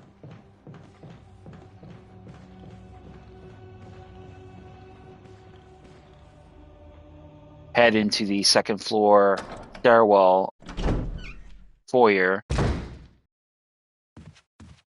All the zombies here will have been neutralized and no longer. Oh, wait a minute. Is that a zombie there? Wait a second.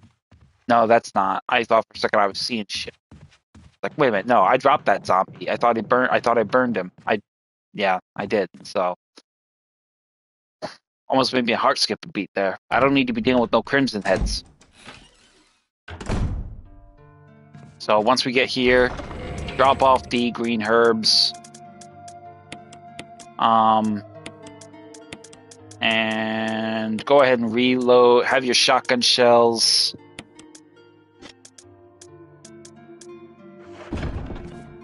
Oh shit, we forgot the serum. Duh. Why are we here? We need the serum. We gotta save Richard. Dumbass. Grab the serum where you kill the poor bastard. Grab the serum. It's over here on the shelf, obviously. Mother of fucking mercy. Once we have that, immediately beeline it back to Richard.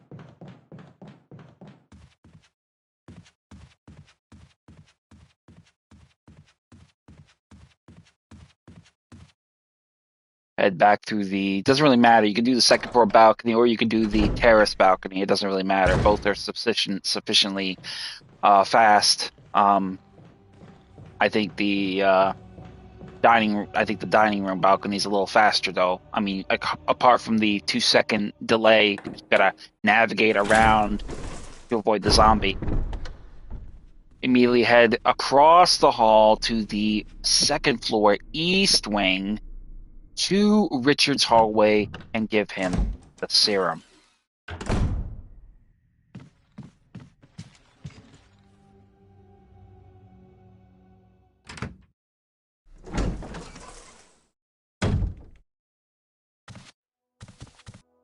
Once you've healed Richard, go ahead and grab the green herbs here.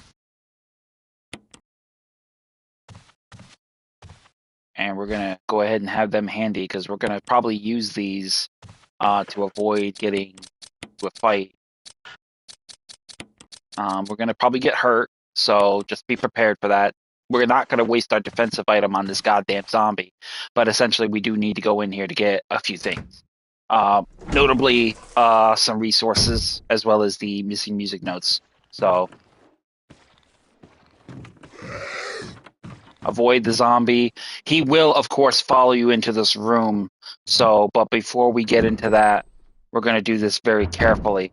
First thing we'll do is grab the magazine off the table here. Reload your weapon.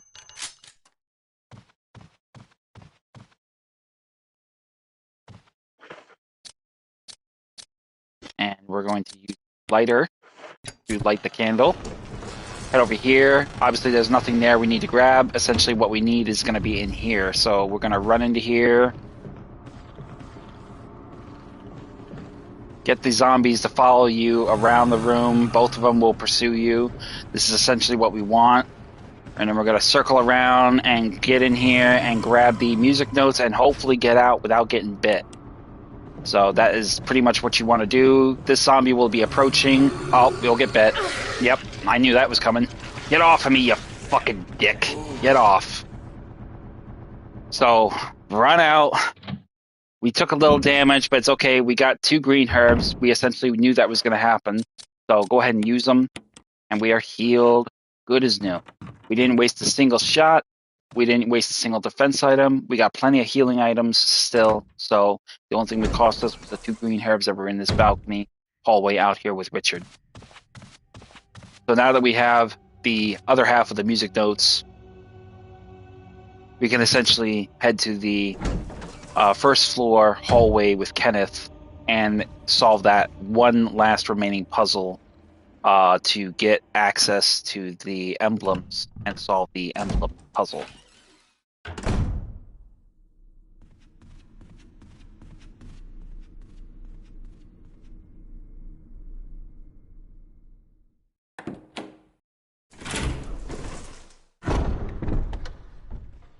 So once we get here, we're going to make our way back to the balcony here.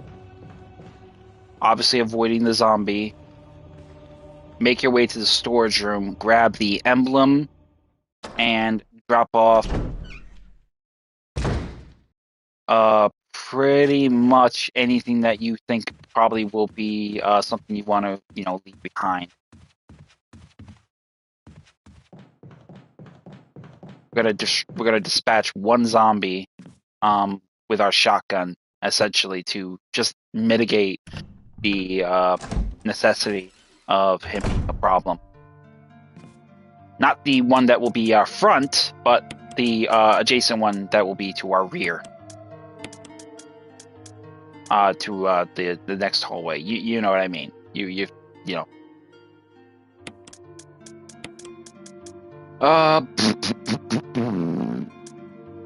Thinking here.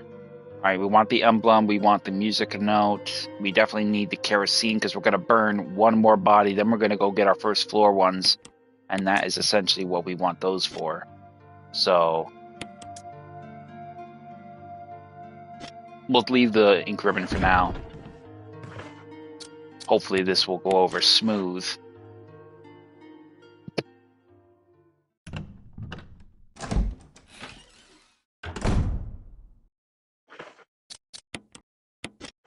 All right, so that is pretty much what we're gonna want. So head down the hallway here, and then we're gonna head out here directly to our front. And as soon as we enter this hall, will be the green-headed zombie, the one that we will be running away from. We're not gonna kill him. We're gonna kill his buddy though, because he is gonna essentially follow us into Kenneth's hallway.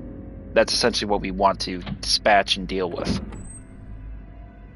So once we made our way back to Kenneth's hallway, we're gonna head down here. And you'll see the zombie is trying to gain entry to the hall, which is essentially what we want. Having him here will make it easier for us to take him down. But we're going to deal with him after we solve this little puzzle. So head over here, push the bookshelf.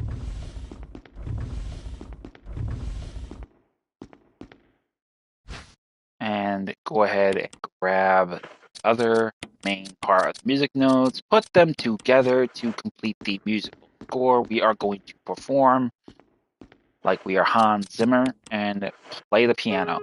Get the cutscene, head on in, get the file on the floor, get the golden emblem, switch the golden emblem for the wooden emblem.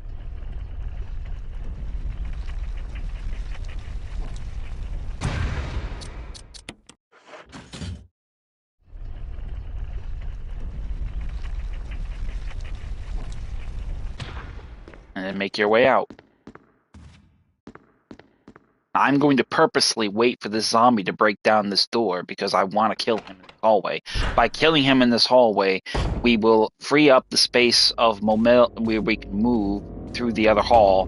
But more importantly, we can get rid of one of the kerosenes in our canteen to essentially go get the last remaining kerosene on the first floor foyer area on the eastern side of the mansion. Come on, buddy, stop fucking around.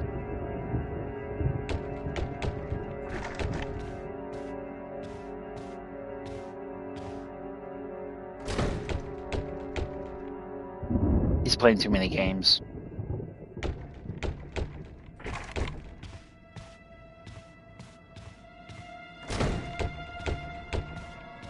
Come on. Stop playing Patsy. You want to come in? Come in. There we go. Good boy. It's kind of weird how he does it. Sometimes he does it like really violently and he just like comes right through. And then there's other instances where literally it's just really kind of creaks open real slow like. And he's trying to like, you know, create like a, I don't know, like a bit of a scare tactic or something. One shotgun blast. And we essentially just want to lure him down here.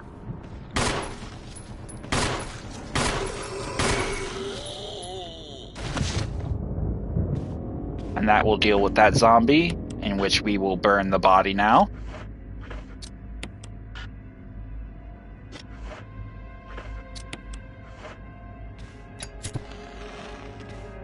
Head on through.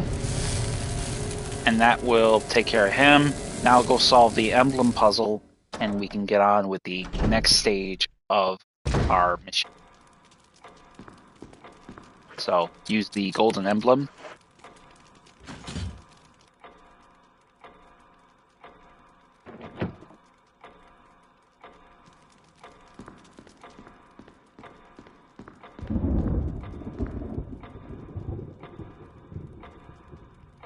We want to turn the large hand to the left.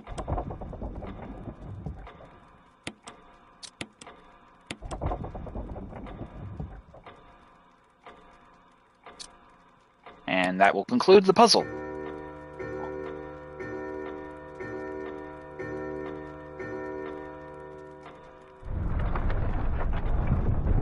So once we get that clock opened up, we will have the shield key. Now we are effectively in position to go take out the snake and get the very final mask, essentially getting us to the back of the mansion. But before we do that, we're gonna go get our resources for the canteen.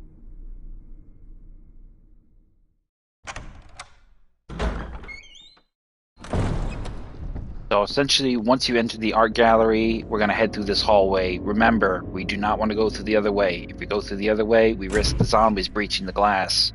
We want to avoid that. You will have dogs in this hall. That is evident right here. One on the left right there. We're just going to run past him. The other one will be further down here. Avoid him as well. And just head right on through. We want to grab the kerosene on this balcony up here.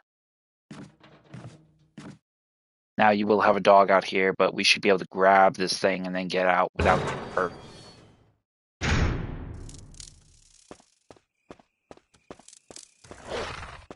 Obviously, we'll have the 2 dogs here. Grab the 1 kerosene refill that we need, and then make like a rabbit and split if you can. If not, just get the dog off you and get out of here fast.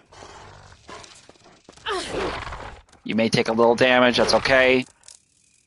But it's worth it. You got that remember, you got that green planter. You got that planter of green herbs out on the balcony of the terrace on the 2nd floor, west wing. A little bit of damage, not a big deal. We're fine. We got what we needed. Immediately head past this dog here and this one, and just make like a rabbit and run. And that's it. Dogs are pretty easy to outrun. You don't necessarily have to take them out. They make it easier if you do, but you can ultimately just outrun them. You outran them into the fucking mansion. You should be able to outrun them in the fucking mansion. Let's be honest here. Come on. But once we got that part done, we can pretty much go about the next stage of things. So take a look at your inventory and let's double check our shit. Over here, we have a number of healing items as well as some shotgun shells and acid shells. That is pretty evident. Over here in the other mansion, however, or half of the mansion, we have the handgun ammo and the grenade launcher itself, as well as 2 healing items. We are going to use up our shotgun shells here and also use up the grenade launcher and the 11 shots in our handgun. So our best option would be to go to the east wing and prepare ourselves for our engagement there. Grab the healing item in question, as well as the grenade launcher and the last remaining shotgun shell. Remember, you're going to be getting the assault shotgun with Richard's death at the hands of the snake. That essentially will make your job easier because the shotgun will come fully loaded as opposed to anything else. We're going to go ahead and get this zombie out of our way, though. Headshot! Love it! Beautiful. So that zombie will not be a problem now. He's essentially been eliminated from this situation.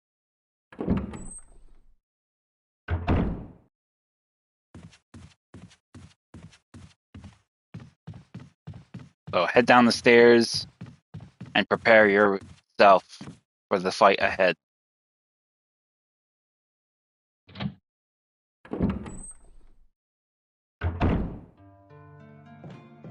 We're going to drop off our kerosene. We're going to get ourselves our shotgun shell loaded in there. We're going to take our grenade launcher. We're going to take a healing item. We're going to take the shield key. 2 healing items just to be safe. Grab the shield key and then the ink ribbons. Save your game. You cannot fuck this up. You're in good position here. So if you're playing like me, you should be at this good state of affairs with this. It's going good. It's going excellent, brother. We're doing Resident Evil Remake Real Survival. So no item boxes are linked, and it's on hard difficulty. So good stuff so far. We're doing good. How are you doing, Hunter? drop off the ink ribbons, and we will get right into the action and take on the snake. Oh, brother, it's really not that hard. I get it, but it takes practice. So right away, we're going to head up the steps. It's mostly just strategy. It's all strategy and memorizing. I mean, once you get that down, everything else comes easy.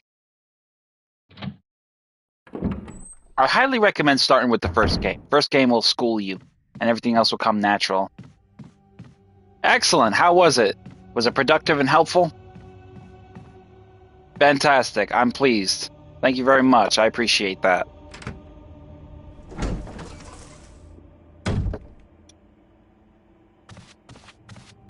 So once we head into Richard's Hall, we're going to head past him and head directly for the attic.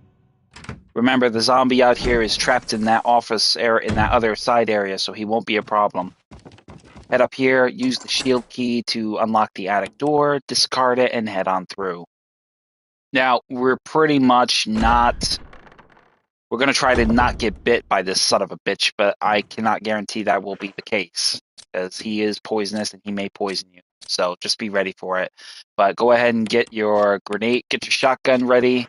Matter of fact, get your grenade launcher ready, because that's probably what we'll use first. So get your grenade launcher. God of War? Yeah, absolutely. I love God of War. I'm going to probably stream that in the future when I get a chance to it. I'll do 1, 2, 3, Ghost of Sparta, Chains of Olympus, Origins. Not too big on the Norse mythology, though. I think it's a little bit too... I don't like how they wrote it. So once we get this point going, we're going to get him as pretty much going in that capacity.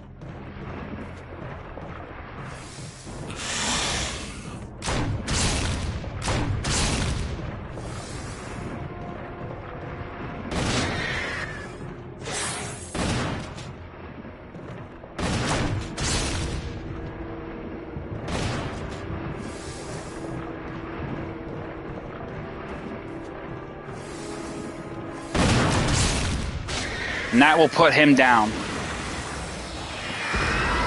At that point, Richard will save our bacon and be eaten by the snake. Richard!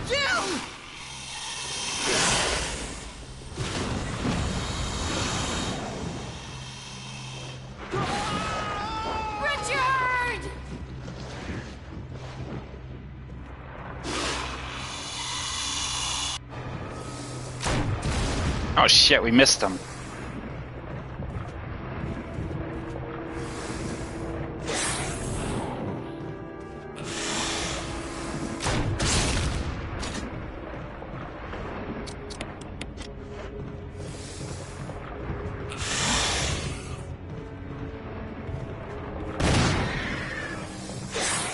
And that should do the job. The snake will now depart. And that will eliminate that threat. And we didn't even get poisoned. That's the best part. We kind of wasted a shot there, though, unfortunately. We wasted a shot, so unfortunately that was unavoidable. Honest to God, I'll be honest with you. Oh, God of War was one of my favorites, even before Bloodborne. Honestly, this is very old school. This is about as old school with the aiming system as you get. I mean, in real survival, the auto aim system is disabled, so you manually have to turn and aim your shot directly in the vicinity of that enemy. So it's pretty much a 90-degree angle. But if you're off by like 10 or 15 degrees, you essentially miss your shot.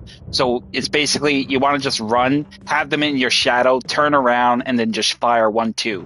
Move, run, turn around, then just fire 1, 2. I'm old school. This was how we played it back when I was 14 in '98.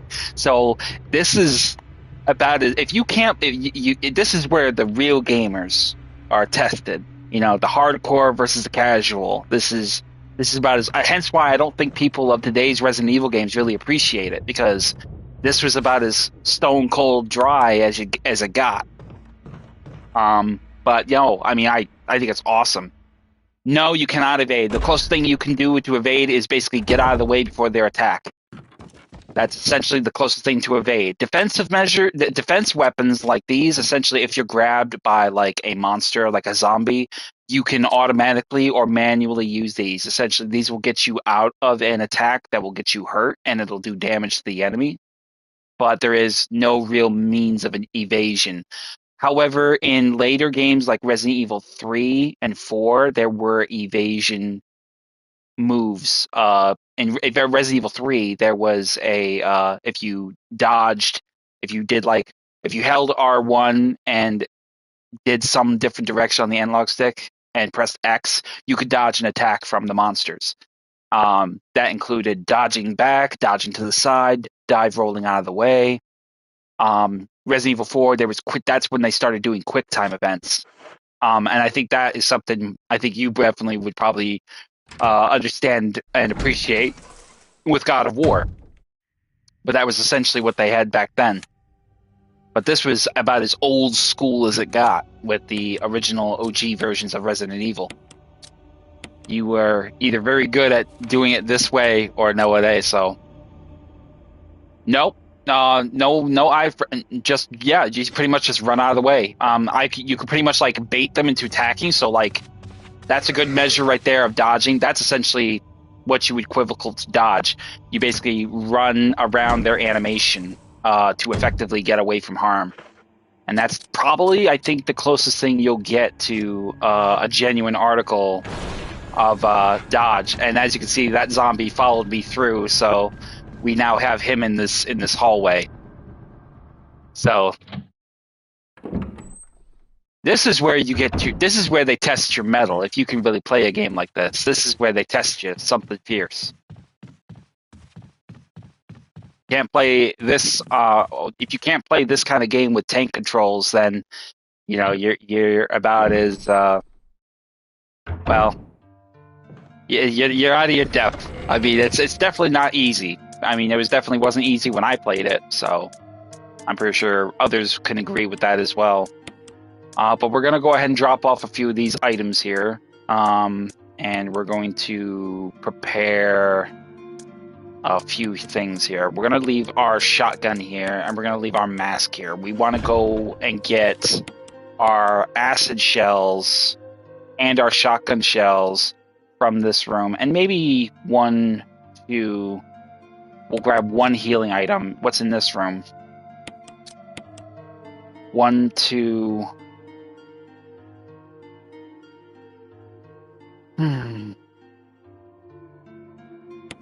We'll grab a healing item too. Real survival, in the traditional sense, Resident Evil would normally link all your item boxes, so you could get all your items from one particular box. However, in real survival, the boxes are not linked. Wherever you drop it, you have to go and get it from that specific box.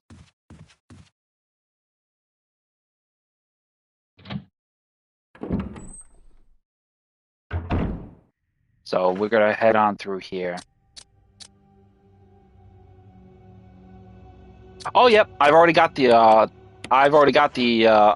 platinum. Platinum is very obtainable. You gotta beat. See, I gotta make sure I don't get grabbed by this asshole. Where is he? That zombie will basically be wandering there. We can just run right past him.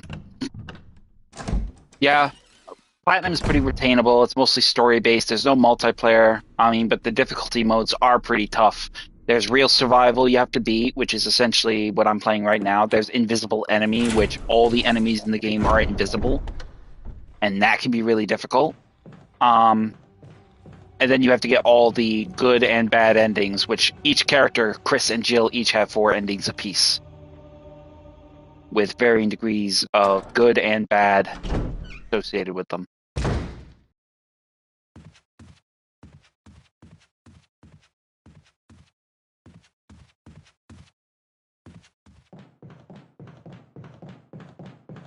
So head down here into this storage room over here, and we will grab the acid shells to take down the George Trevor Crimson Head in the courtyard, who will be very powerful, and the shotgun shells as well. I think the puzzles can be challenging for the people who are not akin to the challenging elements of them. I think I can agree with that. But I think they are an acquired taste. There's some puzzles that do really do well, and then there's some puzzles who are just they're not very good. I could definitely agree with that. I think it's one of those things that you have to really kind of you have to really find a medium when it comes to it. So we got 3 healing items here. We're gonna take 1 with us.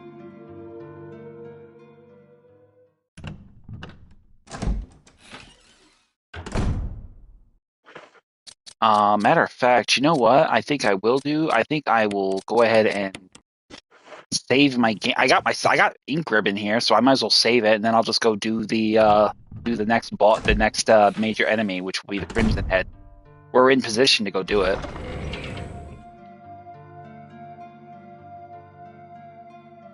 You know, that is actually one of the easiest puzzles in the game, and you know, I am surprised because I know the one you're talking about. It was in a chapel, and you had to basically sort of overlay them. It was like a stained glass in a church, wasn't it? I know what you're talking about. That was actually one of the easiest ones. The thing is the simplicity of it is actually quite irritating, and people don't really know the simplicity. I really can't wait to show you, because you're going to have fun with that. I'm going to show you all the answers and easiest hacks for that. It is going to be such a breeze. See, I get it. I know what you mean. Some of them are hard if you don't know how to solve them. I mean, but realistically, you turn it 1 or 2 times, and it pretty much is straightforward. It's all about the patterns, to be honest with you, though. If you can match the patterns, it is pretty straightforward. I mean, you pretty much, it's all patterns, and that's usually the thing. The colors mislead you. It's about the patterns. The colors are secondary. If you can match the patterns, you can solve it pretty lickety-split. You know, one puzzle people fucking hated, and I think a lot of people can appreciate this. I loved it. I thought it was phenomenal, but then again, I was a mathematician when it came to doing math. It was the water sample puzzle from Resident Evil 3. That was a terrible puzzle. Everyone fucking hated. Everyone hated it, and they could never really solve it, because it was such an irritating thing. I cannot tell you. I think probably there were some people who got stuck up to an hour trying to solve that puzzle, and they were frustrated as shit. And it always changed. Depending, you always got 3 different sort of puzzle solutions, and it was always random. You never knew what you were going to get until you got it. But I know exactly that one was very irritating for a lot of people. So we're going to go ahead and get right down here into this dungeon-clad area and use this last mask to get the path open.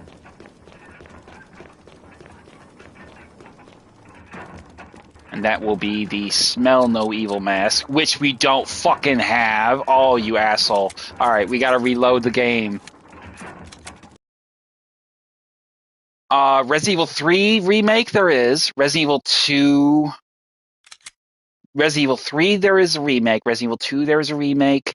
Resident Evil 1, this is the remake.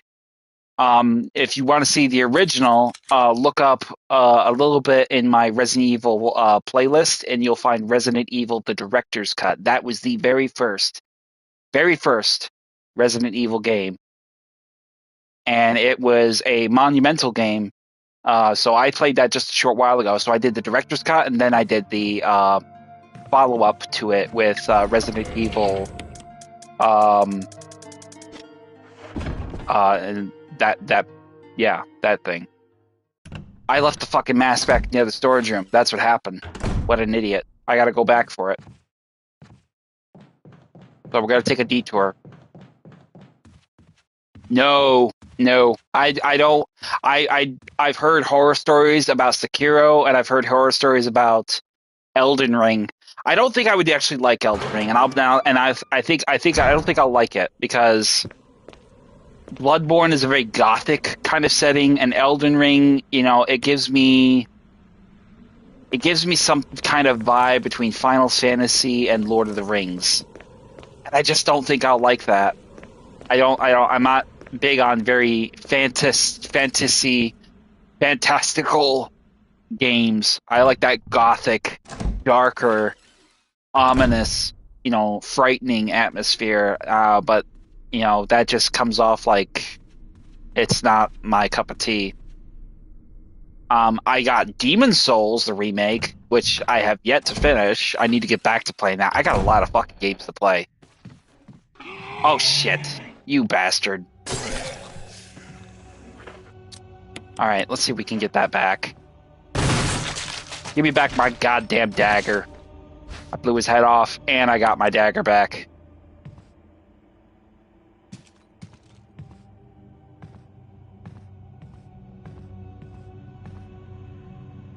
Yeah, see, and that's my thing. I'm much more.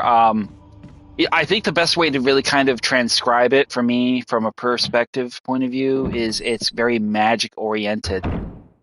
This is technically sprinting. This is just in the later Resident Evil games you can sprint, like Resident Evil 6. But this is technically closest you're going to get to sprinting. You can sprint in those later games, but it's not something you would recommend using for extreme combat. It's kind of hit and miss. Oh, we got to go back. We actually forgot our mask. We got to get our mask. Resident Evil 4, you pretty much can run. Resident Evil 3, you pretty much do running. You don't really sprint until you get to like Resident Evil 6. Because that's very action oriented. After Resident Evil 4, they went, pretty hard with action clad combat gameplay. So you had a lot of sprinting, you had a lot of melee combat, you had a lot of explosions, and something from like a Hollywood film kind of thing. It wasn't really survival horror anymore. After 4, enter 5, enter 6, it wasn't really survival horror at that point.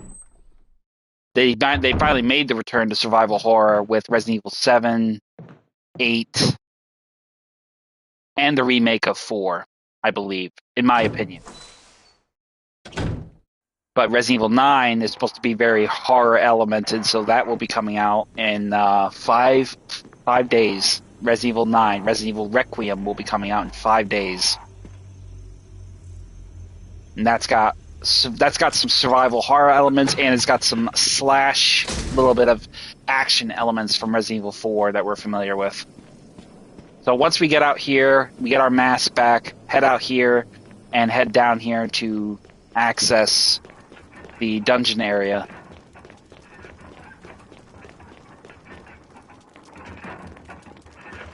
And we're going to use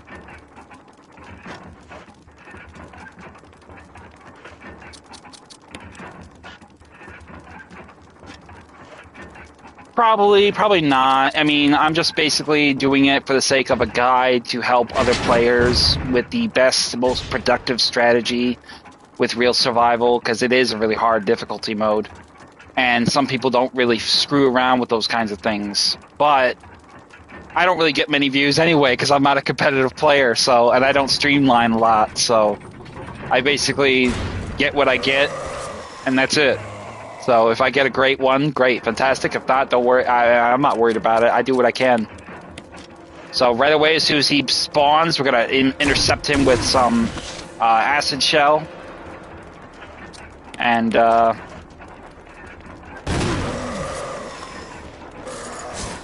avoid him. 1 grenade shell and 2 shotgun blasts is all it takes to drop the Crimson Head. And that should be a pretty easy job all around in that respect. We're going to grab the magazine, and we're going to have to basically use the remaining 5 shells to free up our space to grab the stone piece, which is essentially here in our inventory, which is what we need. So grab that as well.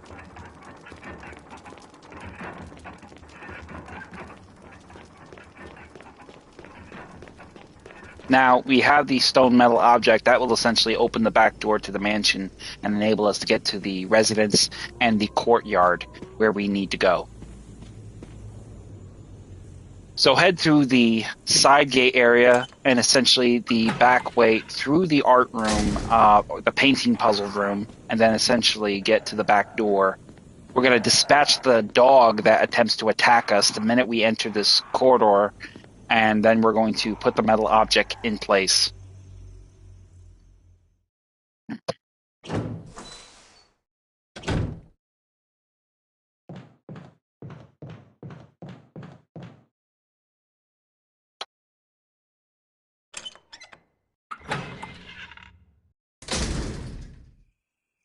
So as soon as we enter here, turn around and kill the dog. And that will take care of the dog. The dog will not be a threat, and the dog will be out of our way. Go ahead and use the stone metal object. And now the passage here will be open to us. Now we're going to take a quick step in here and grab some items, but we're not going to go through completely all the way. We have to make a pit stop and drop off some stuff. And we got to pick and choose what we're going to take with us as well. So first thing we're going to do is the shotgun shells. Grab them. And then head over here. And you're going to grab the stun gun battery for your protection.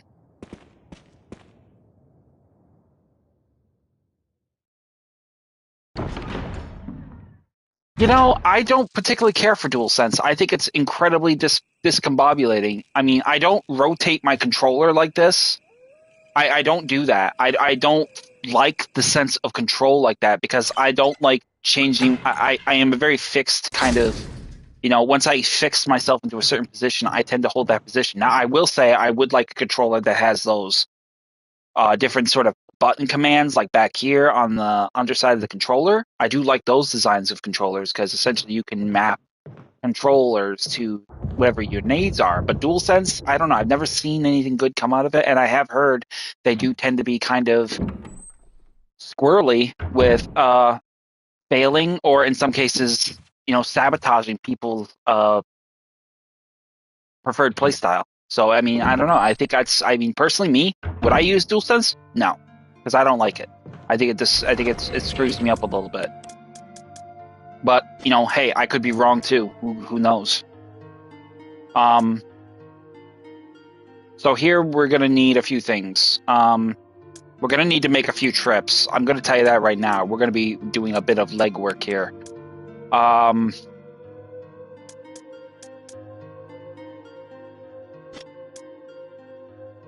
thinking here. Hang on. I gotta strategize. This is where strategy comes into effect. This is where you're going to really be tested with your being able to take items with you. So we're not going to really be killing the Plant 42 with Joe. We obviously know that. That's pretty obvious. So what are we going to take with us?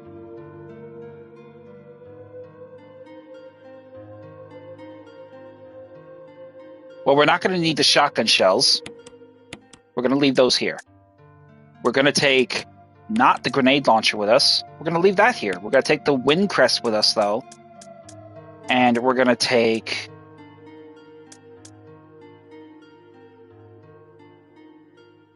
also probably... one... First aid is actually out there. We'll take that with us and we'll drop that off. We may have to make 2 trips between the mansion and the residence. This is where it's going to get tricky because we essentially need some of these items, but we're going to have to make trips to make this journey. So we're going to be doing a little bell back and forth. So we're just getting ourselves acclimated with what we need here. We obviously have the first aid we're going to need, so we're going to take that with us.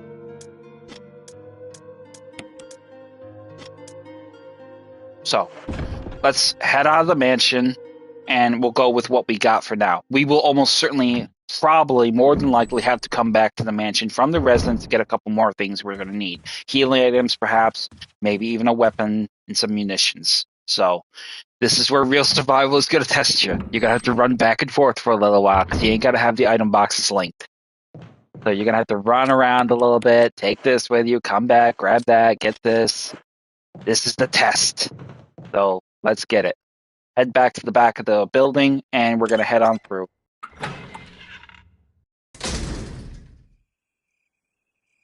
Yeah, I get stick drift. I actually haven't. I was supposed to break out my controller before I started Real Survival, but I haven't broke out my second controller yet. But I mean, I get stick drift. It drives me fucking nuts. Particularly with analog sticks. But I mean, you have that issue with all PlayStation product materials, controllers in a sense. Sticks being the biggest culprit of all. They are always going to be an issue with stick drift. I mean, and I cannot tell you how many times I've been killed or hurt or had something screwed up or my playstyle because of stick drift. It's a huge pain in the ass. So once we get here, obviously we're going to solve this puzzle. The red rooster windmill is going to be on the west end, which we're going to turn the statue to the west. That will solve that part of the puzzle. Now we're going to head down, skip the cutscene. We obviously know what that is. Head down and basically go down and hit the blue one for the north end. There. And that will solve that part of the puzzle.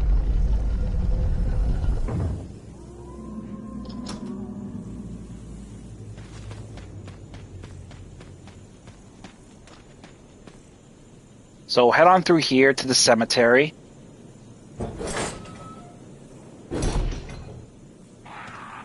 Ignore the crows. Oh god, probably a year at least. So, I mean, I play for very long hours, and I play very long, and I play. It's pretty much one of my top 5 hobbies. So, gaming wise, I mean, as often as I play and as hard as I play, maybe a year and a half. I've been playing this controller pretty hardcore, but I always have a secondary on hand in the event it gets buggy or broken. I've literally played 3 PlayStation 3s into the ground. That's how often I played in my youth. They're all flatlined. They're all dead as doornails. They're tucked away in my closet in the guest room. So I played them until their EKGs flatlined, and they just went beep. They just flatlined. So controllers are just as bad. I used to rage something awful when I lost, and like literally my controllers would break like crazy too. I wouldn't smash. You got some players who smash the shit out of their controllers. I'm not like that. I mean, I may toss it. The closest thing I've ever broken anything is one time I broke a TV playing Metal Gear Solid Revengeance. And I kept getting my ass beat by a boss for like an hour and a half, and I broke my TV. And then I got a tiny little crack in this TV screen. Oh yeah, they served their purpose. They went out with the blaze of glory.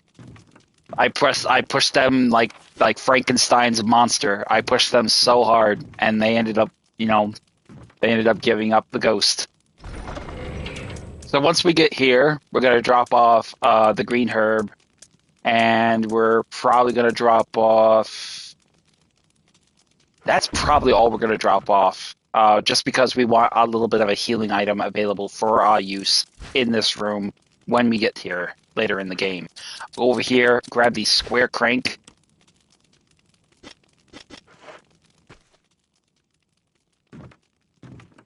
Matter of fact, let's leave one more item here. Let's go ahead and leave...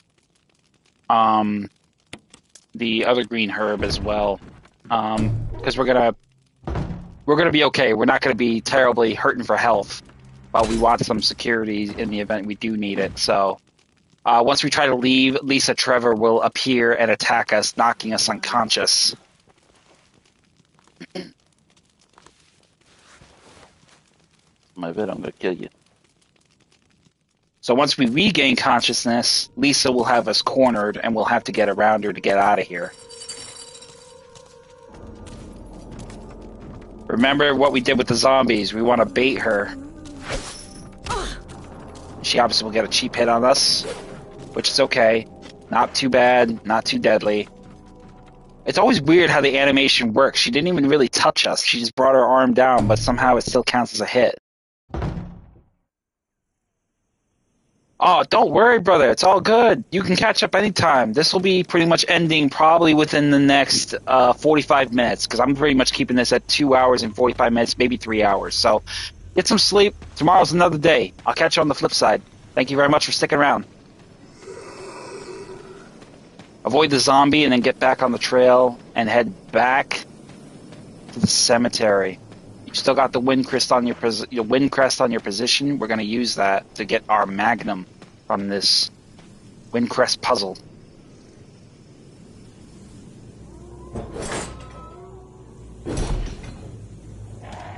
So head out into this passage here. Do not disturb the crows if you can. It'll make your job a lot easier.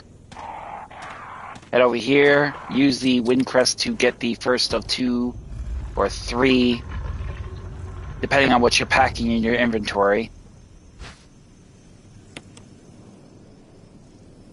In this case, we're going to grab the moon and star crests.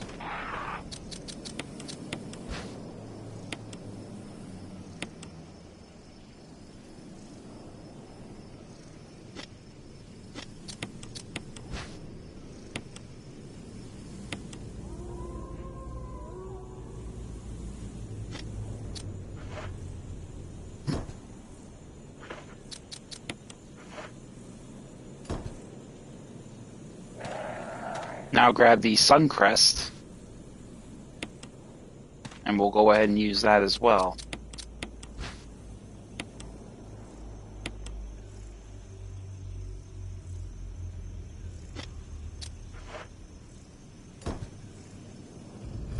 And that will grant us the Silver Serpent 357 Magnum.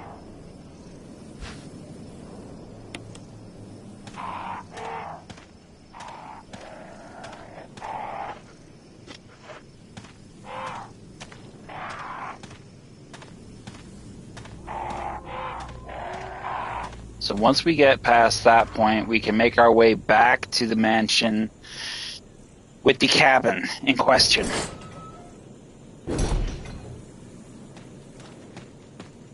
Make your way up the stairs and then proceed back. Now we're going to take one little detour real quick. And that is essentially to get rid of the dogs in this path and ditch this regular standard shotgun. And then we're also going to use the square crank and also drop that off along with the Magnum revolver back at the mansion. We're not going to take these things with us. We're not going to need them. But we will need the square crank to get the gate, raise the sluice gate to get the other side of where we're going. So once we get here,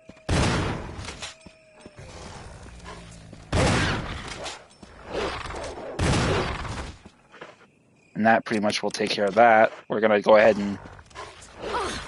Oh, shit. Son of a bitch. Get off of me, you dick.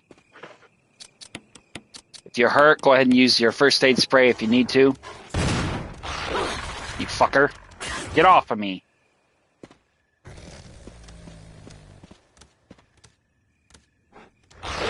Fucking damn it. Ah. Dickhead. I'm not sure if that's... I'm hoping that's all of them. I was kind of hoping not to use that, but unfortunately that's what ended up happening. I'm a little bit annoyed by that. So, I was hoping not to use that. But, whatever. It is what it is. Head on through and open up the sluice with the square crank here and free the path so we can navigate our way across this pond. Skip the cutscene. We know what's ahead. Now we're going to head back to the mansion. Drop off the Magnum. Drop off the old shotgun. We're not going to need it no more. Drop off the square crank. We're not going to need it no more. Grab a healing item since we already used our existing one.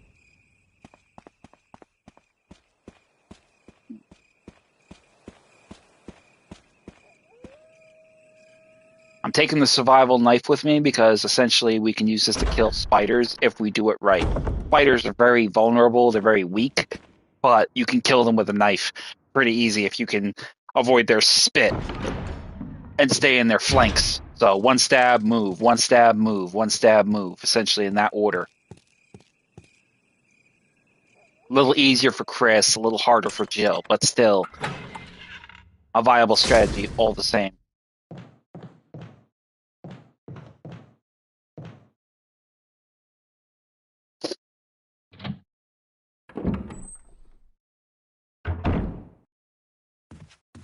So once you come back to this first floor west wing storage room, closest one that's going to be to the back door, this is essentially where you're going to take these items. So drop off the square crank, grab the lighter, drop off the magnum, grab the Q&T, drop off the old shotgun. We're not going to need that.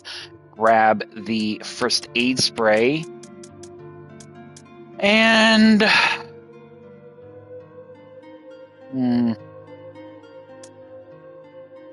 ahead and grab a green and red herb there as well.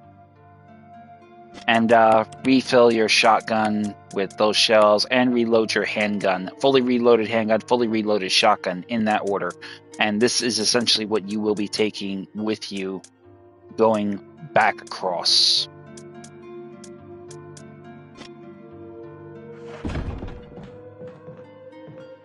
Nothing else. Everything else stays here. This will avoid you from having to, drag your ass back and forth in the event that comes to that. So make your way back to the courtyard. We've cleaned it from the dogs, and we essentially have a straight shot directly to the residence as our next destination.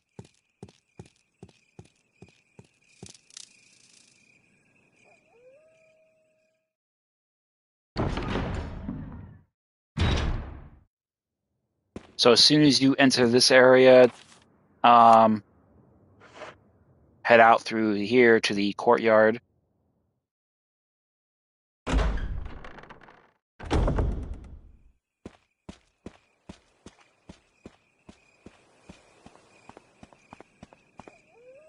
And then back to the sleuth's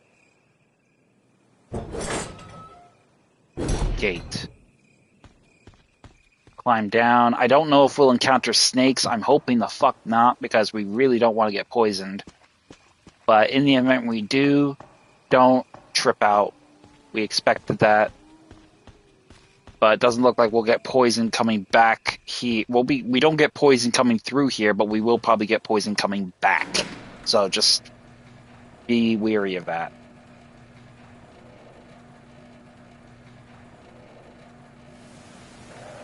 Crows will be populating this area, so we're going to avoid them. Walk very calm. Hopefully you won't... Nope, they're going to get crazy. So book it before they peck you, and essentially you'll be able to avoid getting hurt.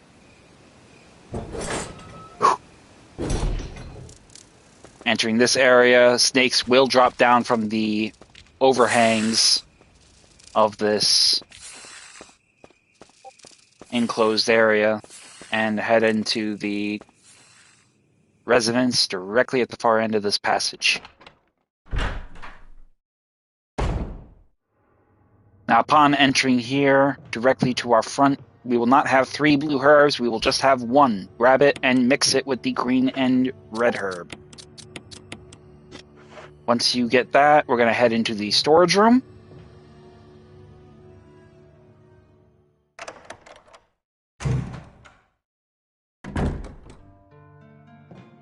We will have a stun battery for our stun gun here on the wall, as well as ink ribbons. Go ahead and grab them. We're going to save our game as well. Drop off a few things here, most notably the first aid spray, the canteen, the lighter. Oh, who the fuck is blowing up my Discord? We're not going to take our mixed herb with us yet. I'm hoping we don't get poisoned, but in the event we do, there will be a green and blue herb in the next area. Bear with me a moment while I snooze this son of a bitch because they're starting to piss me off. People blowing up my Discord. I don't like that shit.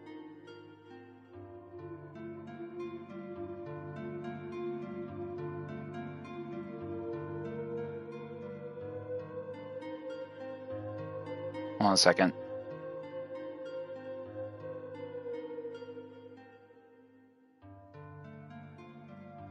Matter of fact, let me just mute my fucking thing. There, problem solved. Okay, sorry about that. Let me go ahead and save my game now. That'll put us in the residence storeroom. We're going to keep going. We're at the 2-hour, 19-minute mark. I think we'll go for 3 hours. So once we get that taken care of, go ahead and drop off your first day, your ink ribbons. And we're going to head into here and see what we can do with this next work. So obviously this room will be locked to our position, so we want to find the key. So first thing we're going to do is head directly into this lobby area over here. Now, I didn't bring the grenade launcher with me because essentially we know that we're going to deal with Plant 42 with V-Jolt. That will be pretty straightforward. So we're going to go ahead and equip our knife. Go ahead and stab the spider. Stab it. Stab it.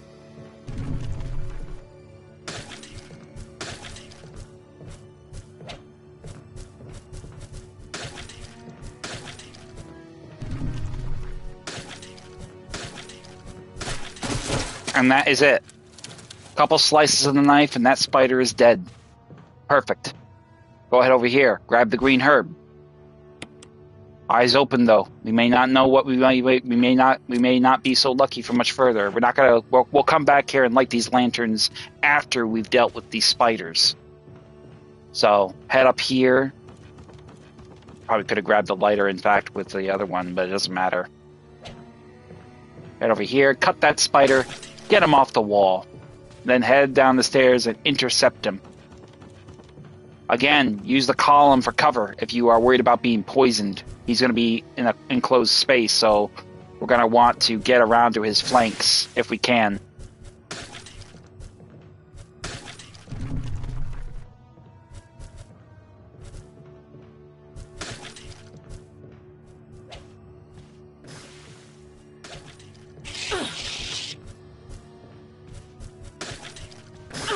Oh, we got bit. We didn't get poisoned, so that's good. That's good. Fantastic. Awesome. No poison, just a little damage. Good. Grab the red book. Grab the green and blue herb. That is what will be inside this first aid box. Check your inventory. Nothing more else to get in here. So, now we can make our way out. If we so want to, and we need to, we'll come back and use the key codes for the other area. It's pretty much going to be a variation of either 356, 563, 365, whatever. You pretty much can figure that out easy enough. If it helps you, you can light the lamps all the same, which I think is what we'll do. We'll go back and get the lighter and we'll light the lamps. But before we do that, let's push this box into position so we can get past this point without Plant 42 fucking strangling our scrawny neck.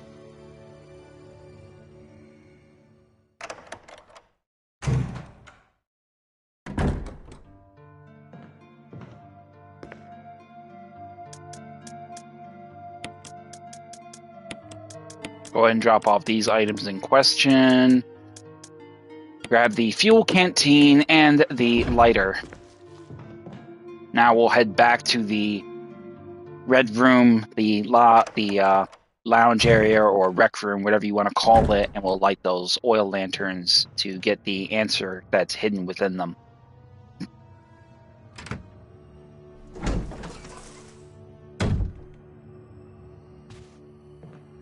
First one we'll do is the green one. Closer.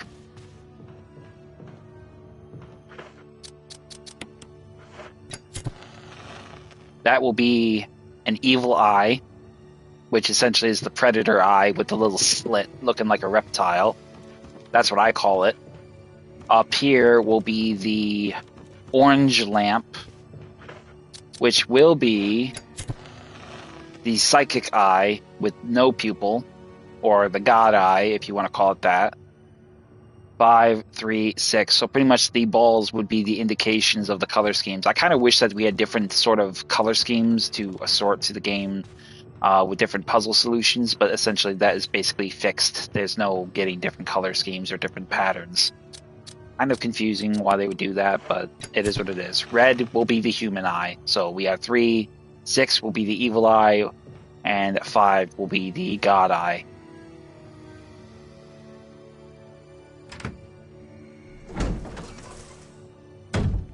So once we have that puzzle solution in order, we're going to head up and over these crates. And then go from there.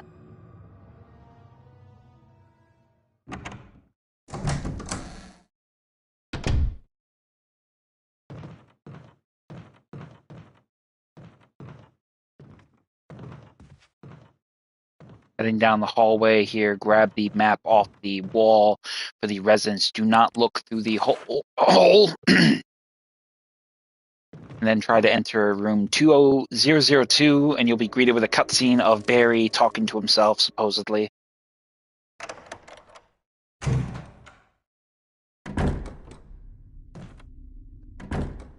So grab the Plant 42 report. And then we are going to head into the bathroom to grab the 001 dormitory key.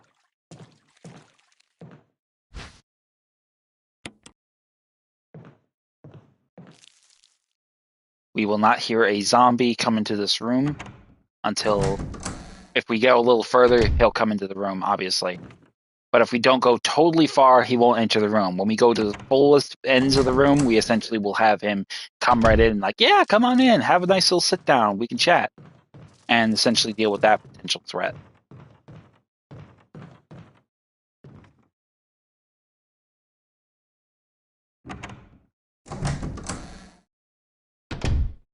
So upon entering the main hall again, we're going to drop off, we're going to pay a visit over here to this hallway and use this key on room 001.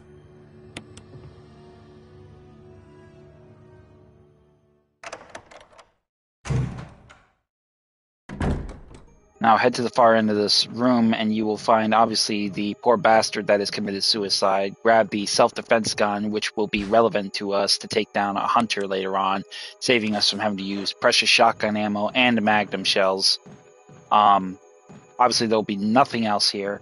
Head into this room to get another key item in the bathtub, which will be the control room key. Before we do that, though, we're going to burn this body here. And that will essentially trigger the zombies' rope to break in the outside room. We're not going to deal with him. We're just going to ditch him and leave him to wander around. Obviously, he didn't finish the job, and the virus had other plans, so we're not going to deal with him. We've dealt with this zombie. That's essentially all we need to deal with.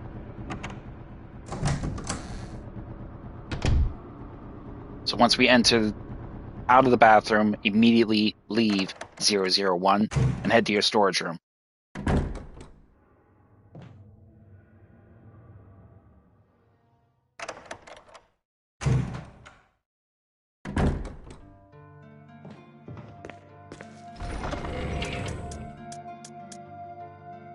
Now we will take a little bit of the kerosene that's in here, officially not really filling up us completely, but enough.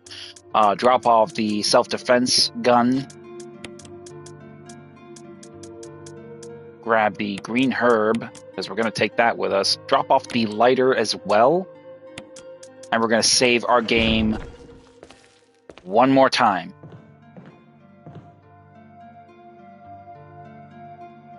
Because we're going into some dangerous territory where we could get killed with the shark trying to drown us.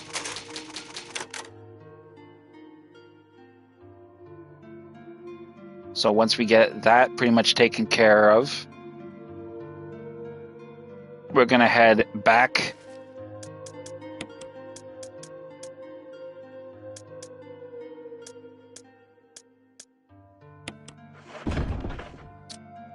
Just taking a quick look here. All right, let's head back to room 002 and gain access to the Aqua Ring's basement level entry area. So climb back up and over, down and down.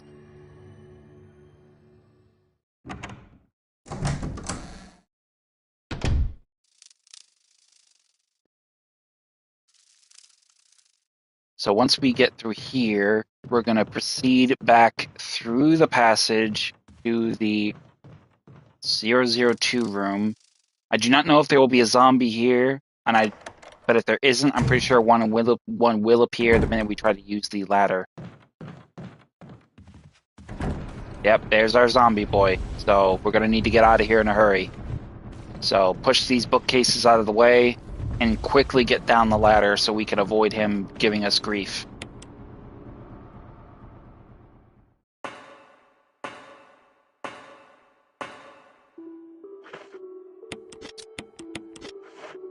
Once we're down here, immediately navigate around the sublevels hallway and make that bridge so we can get across this flooded area, the control room of the Aqua Ring.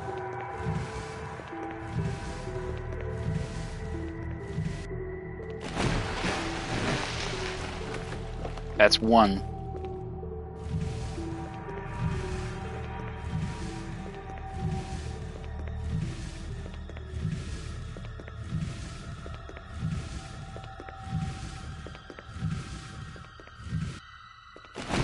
That's two.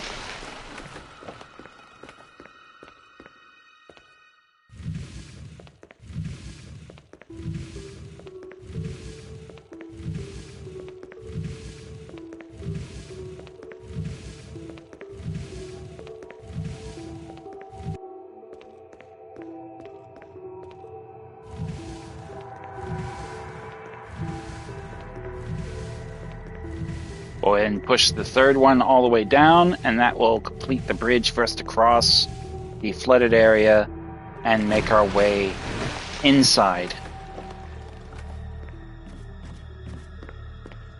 While you're doing it, grab the green herb and go ahead and head into the next area. Immediately start running to your left.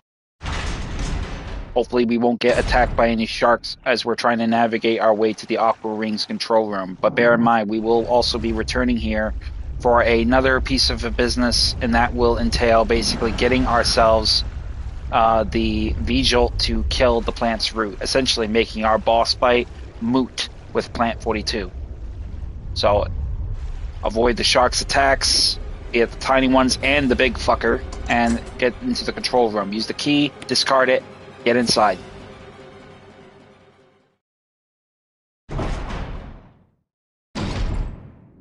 Once you've entered the control room, descend the ladder.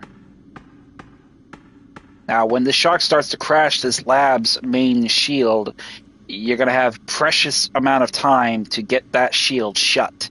So you want to prepare yourself and do exactly what I do, and do it as fast as you can, because essentially you're not going to have much in the time, and you have very little in the way of error that you can afford. If you're not fast enough, the water will breach the glass and you will die. So check the phone. So check the form here, and it says open valve 3, not valve 1 this time, valve 3.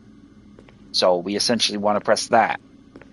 So over here and try to drain the water, and we will get this thing going. And go. Emergency. Unknown. This will go up very fast, so you got to move fast. Locking all doors to achieve maximum safety. So remove the safety lock on the right first and foremost to get the thing to work. Then head over to the left, pull the lever. Reaching 30% of pressure threshold. Okay, it stopped. We need to restore oil pressure. That will be number 3. So move around the corner here. Get over here. Get to the lever of valve 3. Reaching Leave it. 50% of pressure threshold. Activate emergency drainage Release the system safety. immediately. Pull the lever.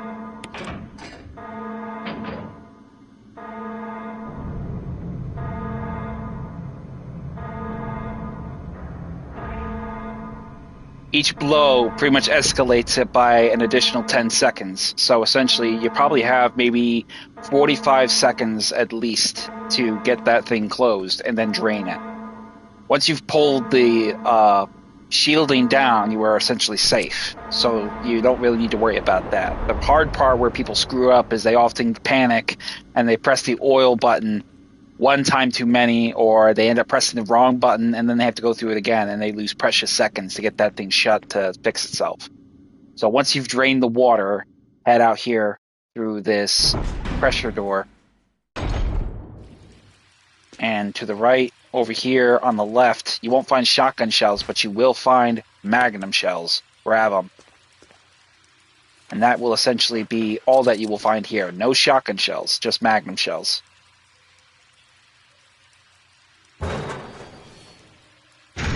Afterwards, head out into the main lab's grounds of the Aqua Ring.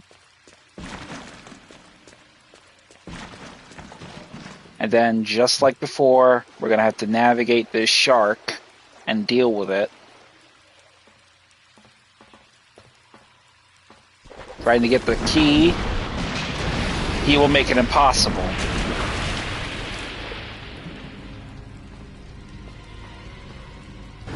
Until you push this thing into the water and then switch it on. That will effectively electrocute him and eliminate him.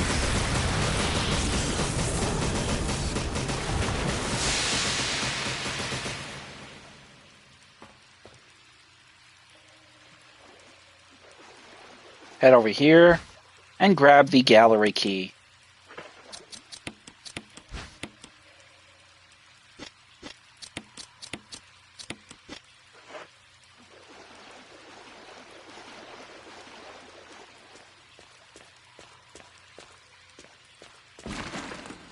If you want to be a dickhead, you could use your knife to kill these sharks. At least this one. The other one is going to be on the upper catwalks above you, leading to Plant 42's route, which we will not be able to get to until we come back here with B-Jolt. So that will be our next major task. So head on through here and take the double doors leading to the back entry point and make your way out. There will be no ammunition here, so that is essentially a no-go.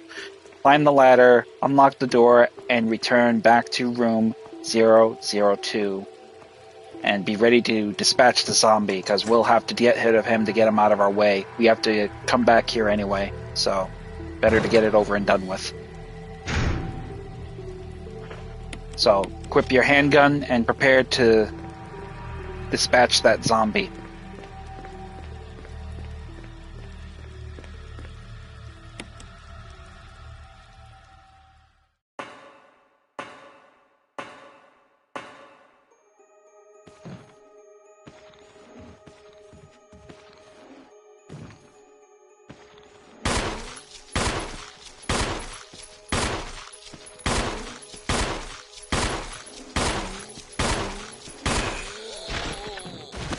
And that's essentially what we want. Now that he has been pretty much put down, we can go about getting the gallery key used, and we're going to go ahead and drop off a few things.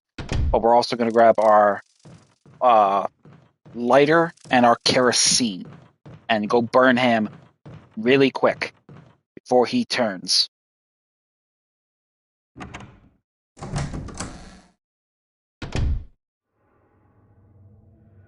Climb up the box. Drop. Drop. Then head into here and then drop off those few items that you did manage to grab from the lab below. notably the green herbs, the red book, and the gallery key, and also grab the lighter.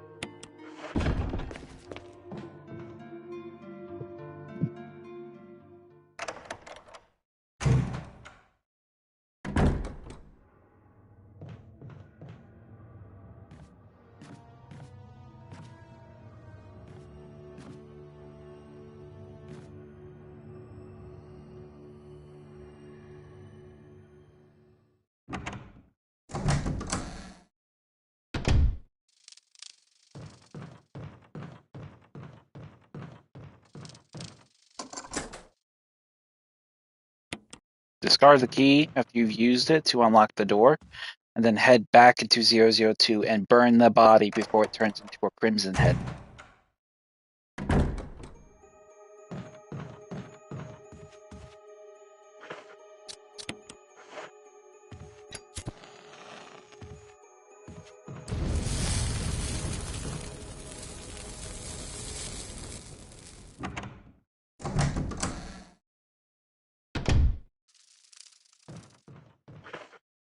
Now we're going to unequip our handgun, and we're just going to head right into the work of ahead of us. Essentially, what we want is to get the pesticide spray, as well as this handgun magazine here on our left. Avoid the bees here as they attempt to intercept you. Grab the insecticide spray.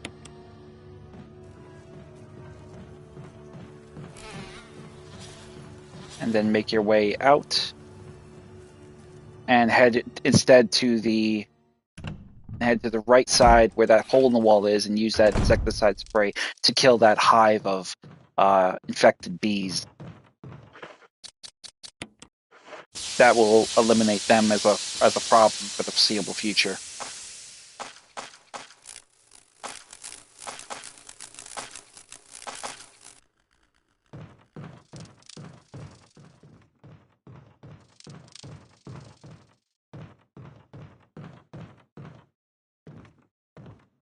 Now we'll go back to the storage room, reload our kerosene, drop off our lighter, and any other essentials that essentially we do not need at present.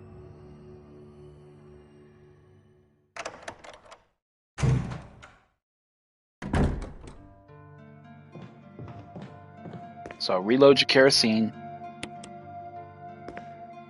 We got half kerosene left, so we got a full refill here waiting for us if we need to stop by and use it.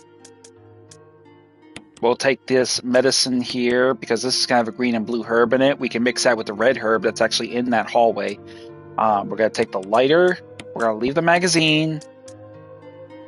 And I think that will conclude it. We're going to leave our shotgun here as well. We don't need that either.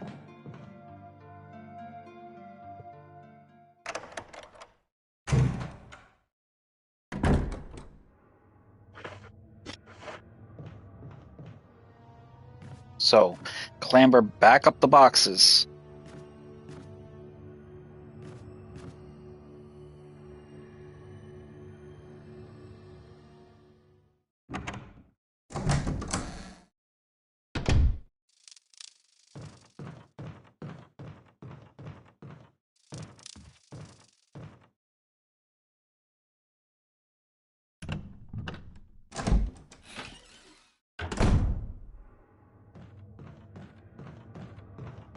Far end of this passage here by these double doors that Plant 42 will be blocking.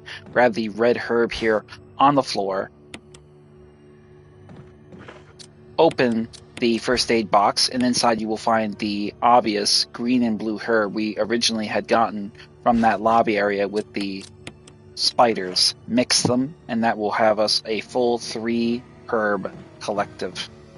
Head down the passage leading to that bee's nest that we have since exterminated, and grab the last remaining residence key. This is the key for 003 right here. Go ahead and use it to open the door, dispose of it,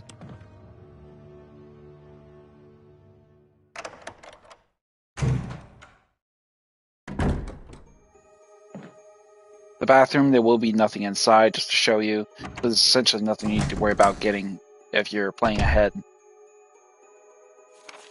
So as you can see, this room is empty. The only thing that will be in the existing room that we were just in will be the V-Jolt report, and as well as the Red Book item section, which we need to use to navigate the hidden path that'll take us into this room. So solve the puzzle and just arrange the binding in order of the woman's figure as you see presented forth.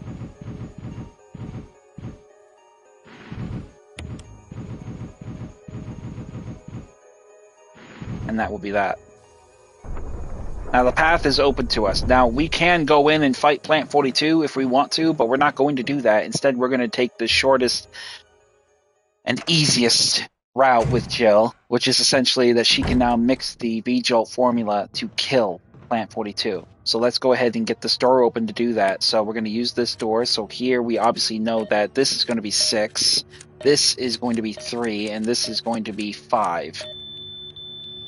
Once the door is open, head inside, get your glasses, and start playing chemistry. Inside, we'll have one glass on the left. In fact, 1 or 2 on the left, depending on your position. Grab all of them.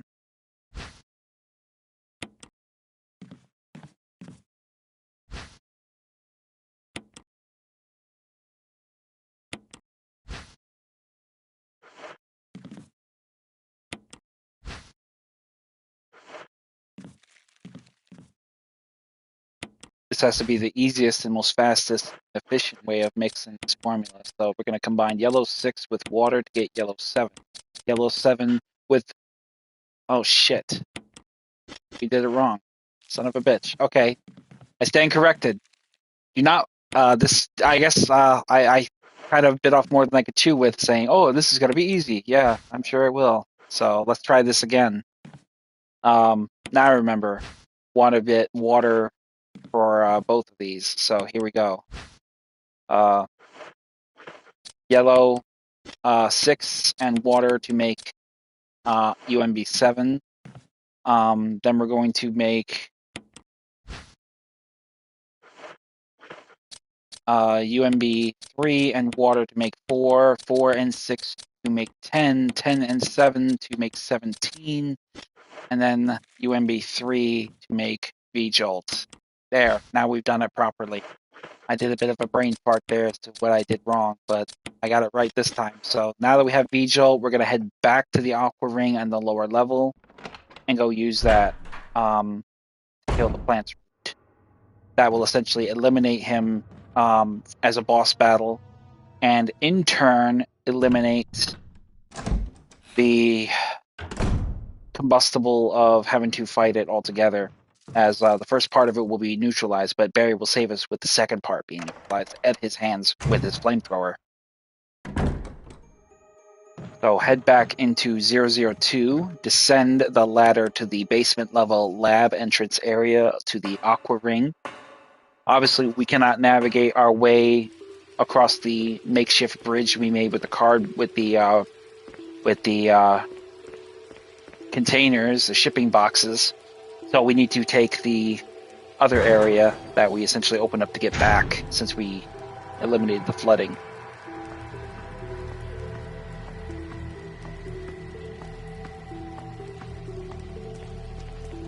So head back down the ladder, return through the double doors, and then re-enter the control room's pressure store to our right.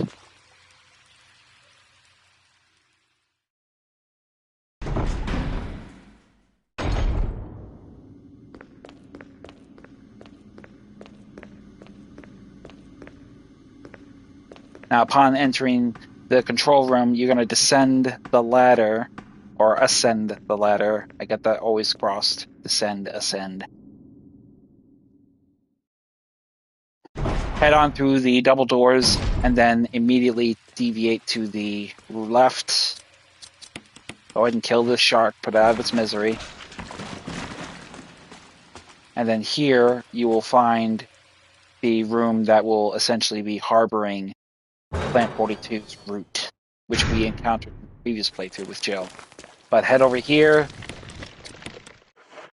use the Beedrill formula to kill the root.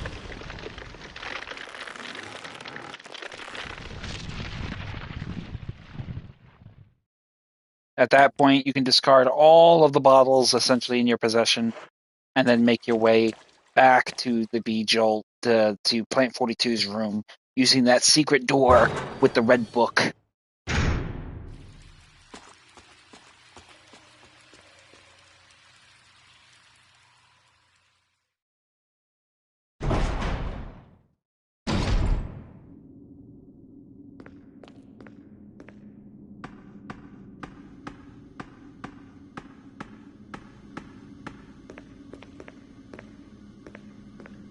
So make your way back down the ladder, out of the control room, through the pressure door, and then return back to the room of 002 via the underground passageway.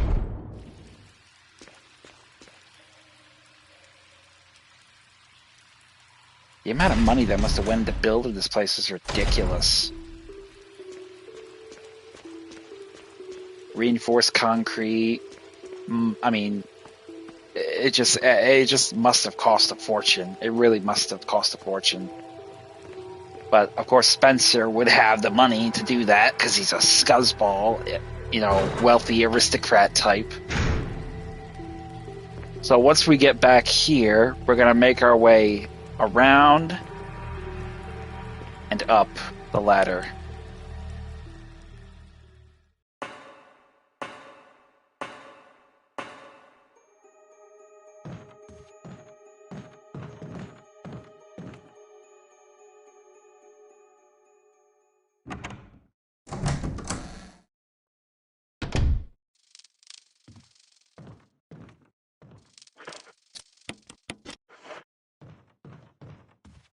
I mean, I probably didn't even need to really bring the shotgun with me at this point. The more I think about it, I should have probably not brought the shotgun with me. I didn't really need it.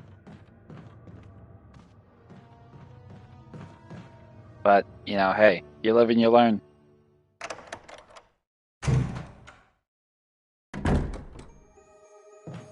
So, upon entering this room, head through the door and we will have a cutscene of Jill being attacked by Plant 42, but we're going to skip it.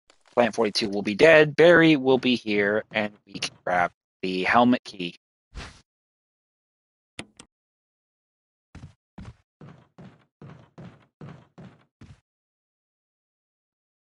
So, leave Barry, leave with the double doors as your exit strategy, and then head back to the main hall where we, of course, will encounter Wesker.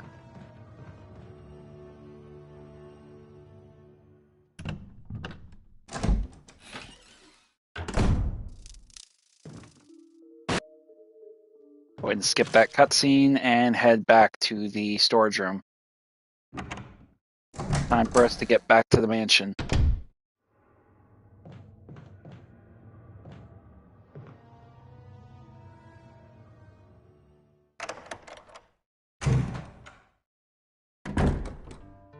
Now,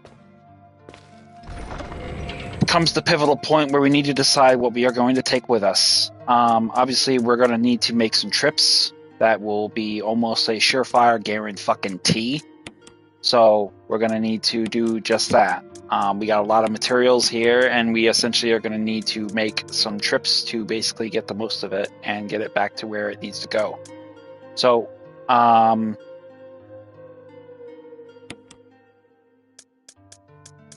that will pretty much be everything we're going to take with us. We'll have to come back for the lighter, the fuel canteen, the ink ribbon, a few of these other things.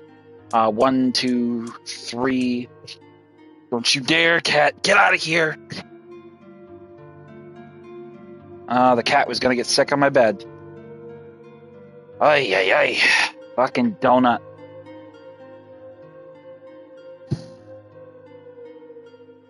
Gonna have to clean that up now. Not the bed, thankfully. He got on the floor. That's what he gets for eating too fast. He's a chunk. He eats too damn fast all the fucking time. So like I was saying before the circus came to town, we're going to take our self-defense weapon, and we're essentially going to go from there. We're going to have to make some trips, another trip back to get these existential items, and basically go from there. So immediately head out and to the left, with the residence basically being our exit. Matter of fact, we don't really need to have this equipped anyway.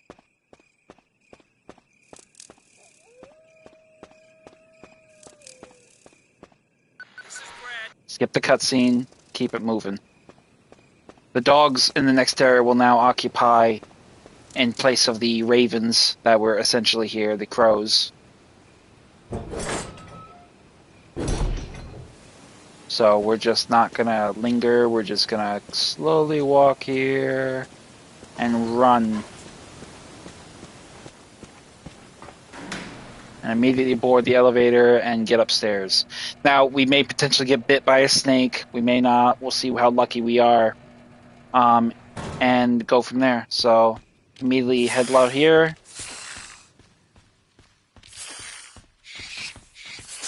Oh, we got bit. And we got poisoned, of course. What else is fucking new? So, but it's okay, because we're in caution status, so we got a little bit of comfort zone where we can tolerate to get a little bit of a bite to us.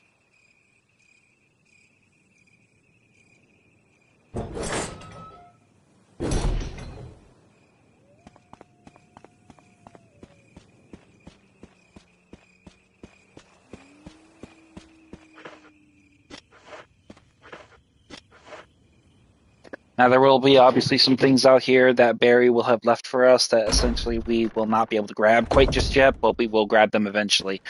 Probably the most evident thing will be the dagger as well as the shotgun shells. We will leave the shotgun shells for now until we can get back here and grab those. So he also will typically say that he fixed the door. But I'm not entirely sure which door that is, unless it's a door that I'm not familiar with. That, you know, it's not the first floor door. It may be the second floor door, because there is a second floor door that essentially he can do and fix that. So we're gonna head in here, and we will be beset by a hunter. So second we spawn in here, we immediately will be besieged by a hunter. Oh no, you're not. Oh no, you're not. You're not cutting my head off. That's what he was going for too. So we kind of beat him to the punch on that one. So let's head on into the main corridor over here with the storage room in question.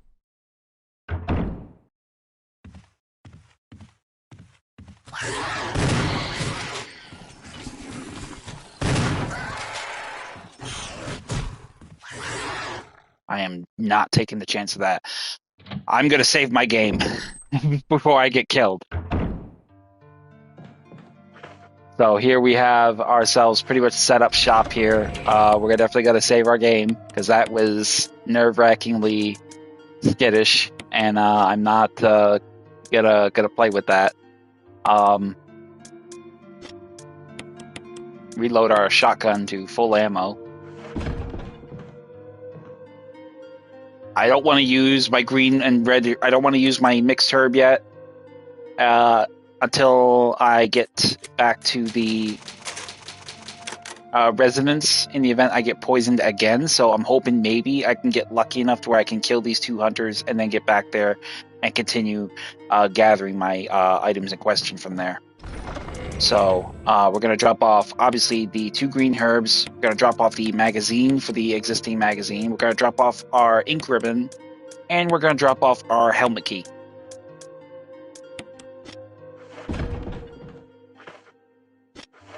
And that is essentially where we're going to pretty much go from there and see where we get with the rest of this, this work.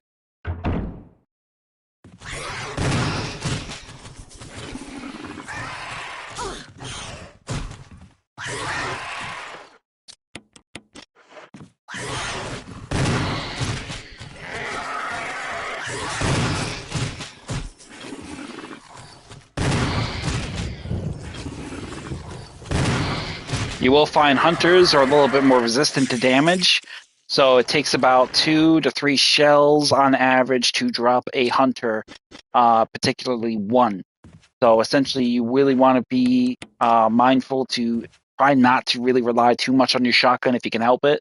We're going to get our magnum shells from the residents and a few other items in question. I really did not want to use the blue herb that essentially we had, but unfortunately there was no other alternatives. We'll see what if we're lucky enough to get through this without getting attacked by a hunter, or in this case, a poison snake. If that is the case, well, we can always pick it up again with another reload. Grab the shotgun shells though here on the ground.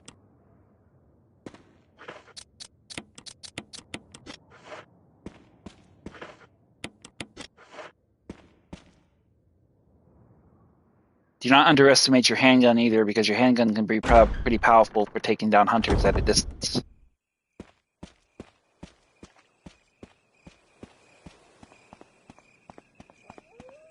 Probably should have left my knife behind if I thought about it. But we'll see. We're going to head back down here again, and then head back again, and cross your fingers we don't get fucking poisoned. God damn it. And we're poisoned again! Alright, we gotta rerun it again. I knew that was gonna fucking happen. Fucking asshole snakes. It's like, you ain't got no place else to better to be.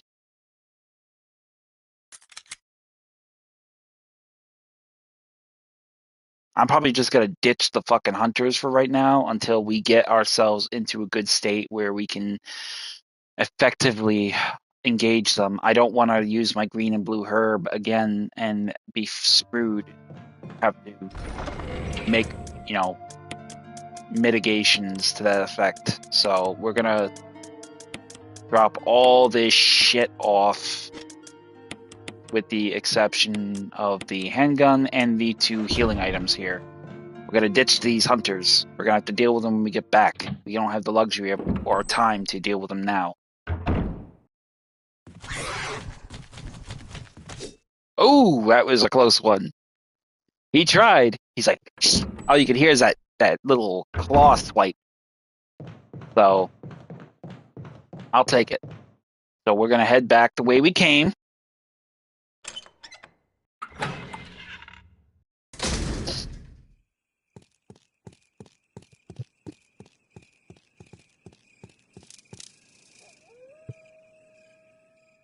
Itchy nose, itchy ear.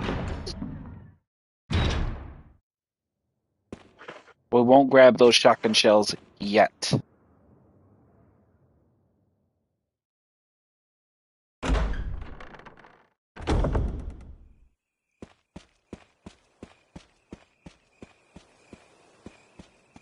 This is real survival. You're going to do this, unfortunately. You're going to have to get these items that you took with you, or items you acquired and you can't bring with you. We need these items, and we're going to need them wherever we're going. So you'll probably be doing a little bit of this near the tail end of the game as well, running back and forth between the lab and the mansion to get resources. So be prepared to leg it back to the mansion if you need to get items.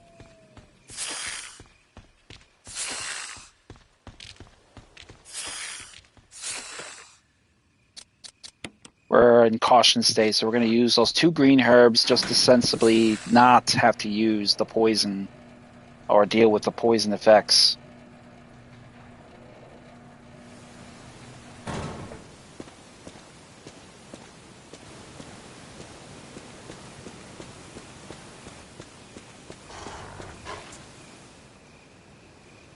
So once you get back here, head through the gate and immediately head back to the residence to get whatever items in question that may be here at present.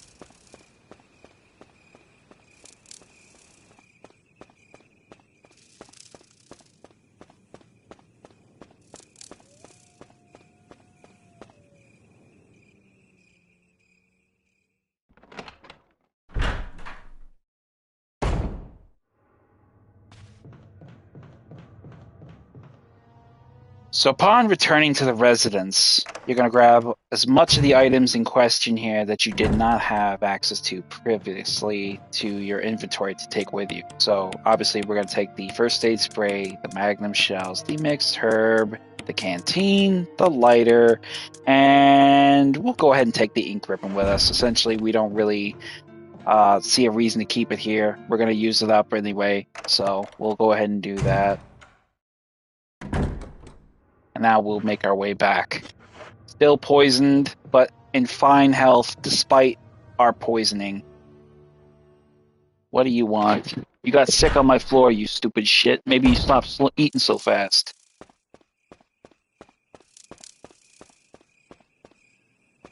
Yeah, I know. You're saying it's not your fault, like always. I mean, it has nothing to do with the fact that you eat faster than a freaking monkey. I mean, I can actually hear you getting fatter. You know that when you're laying on your side. With your glorious chunkness. So once you get back here, immediately vacate the area quickly before the dogs intercept you. And then we will see about getting through here without getting poisoned again.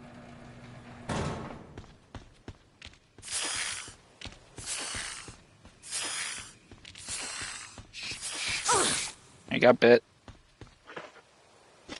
But thankfully we're still poisoned and we're still okay. So it's all good. Fantastic.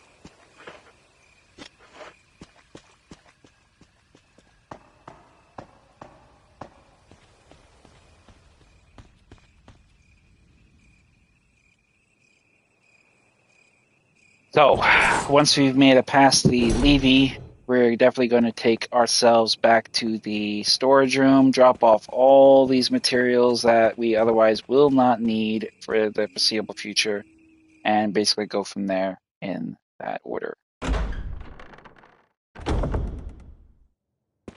Shotgun shells here you cannot grab at present, obviously, because we have a full inventory, but essentially what we are going to do is pursue that when we come back through here again. So just continue on like you have been, and just keep it moving.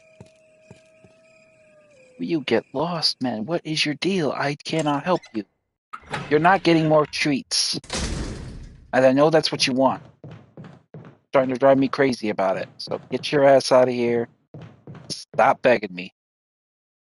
Can you imagine a virus-infected cat? Oh, that would be the worst. E-virus cat. Oh.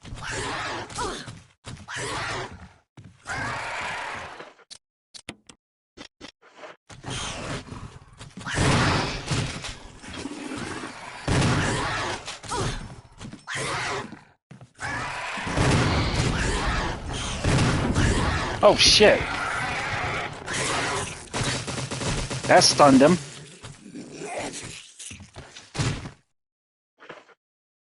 Alright, we can definitely take care of the poison issue now.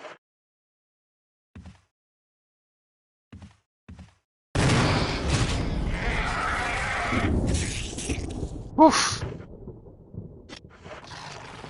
Okay, that takes care of the hunters. I think we can go back and get those shotgun shells now from the den, since we used our healing item to effectively cure our poison and avoid death at the hands of a hunter. They're definitely trying really hard in real survival to really get you with a instant kill move, which essentially will decapitate you. So when you hear that loud, shrilly growl and they got their arm outstretched like this, like Freddy Krueger or some shit, you want to immediately stop them or get the hell out of harm's way, because if they do get you with that, it is game over. They will kill you outright, no matter what your health is. So head into here, grab the shotgun shells from the floor, and then head back to the storage room, and then we can begin planning our next phase of strategy.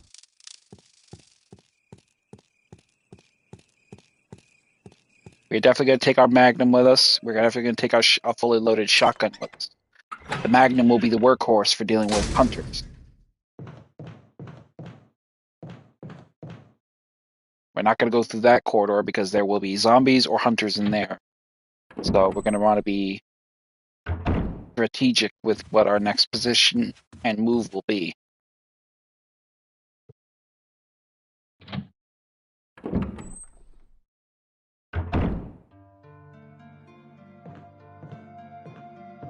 So, let's go ahead and drop off these shotgun shells. Let's drop off this first aid spray for the Magnum. Let's take the fully loaded. Let's take a fully loaded shotgun with us. Let's take the helmet key.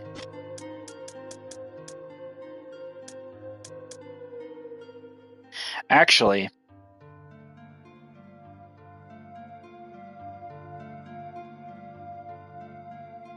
we're going to drop off our Magnum.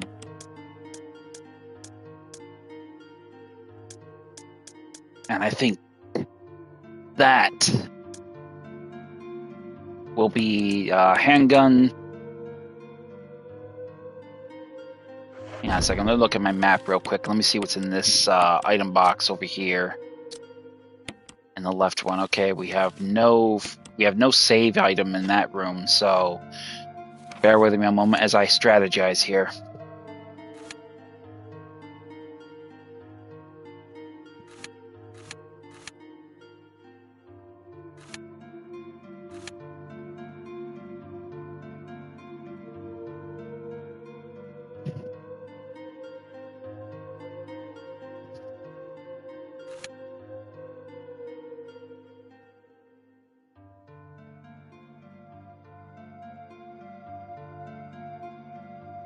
All right, so I think we're going to want to save our game. And because we're going to be taking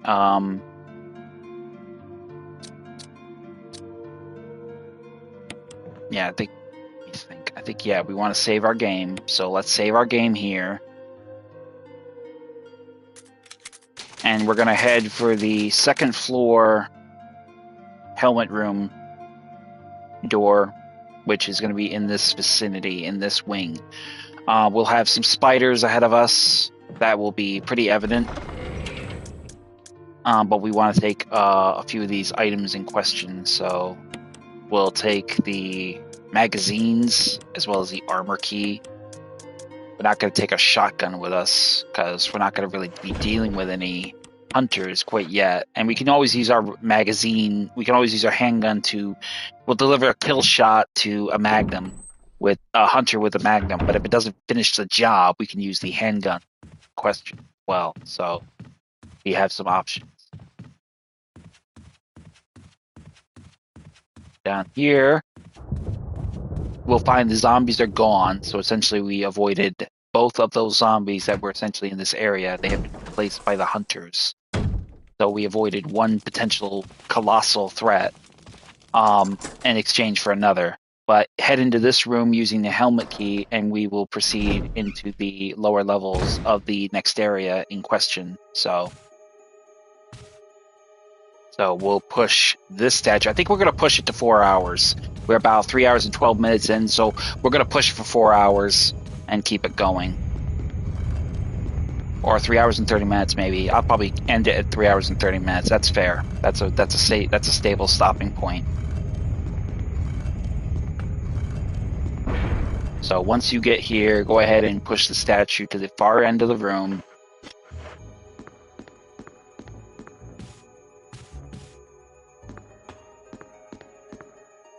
Go ahead and get the switch.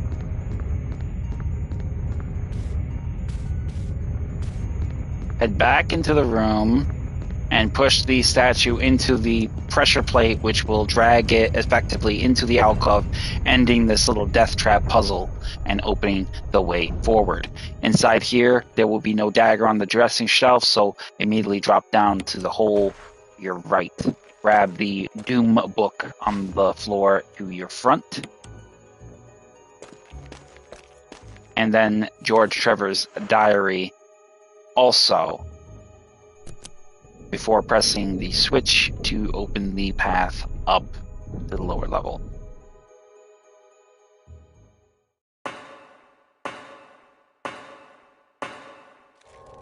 Now down here we will have a few things. Obviously we will have these spiders to contend with, but essentially what we want is the map, the shotgun shells around the corner. As soon as we can grab them and move it out, that would be great.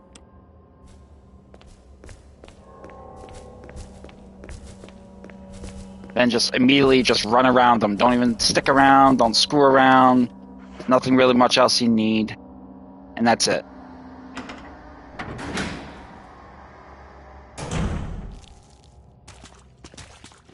We will have a blue herb here. Essentially, we can pretty much navigate our way through this if we want, but I'm going to kill these zombies and get them out of our way.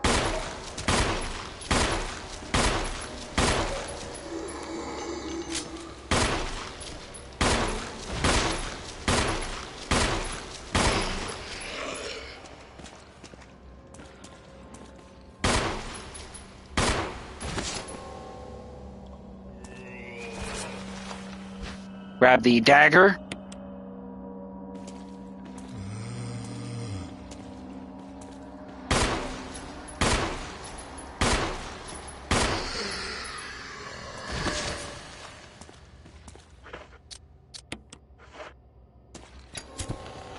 Burn the body so that it doesn't come back as a crimson head.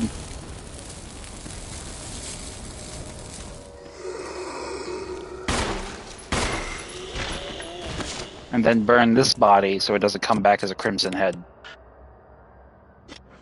As in now, buddy. Now. Not later, now.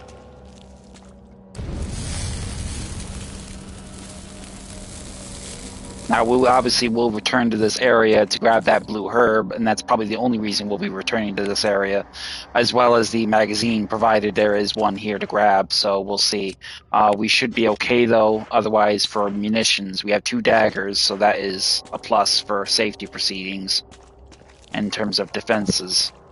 Over here, though, down here, no magazine, so there will basically be just the blue herb to grab, which we'll grab that just for the sake of it, because we don't want to get poisoned again in the future. We want to avoid that.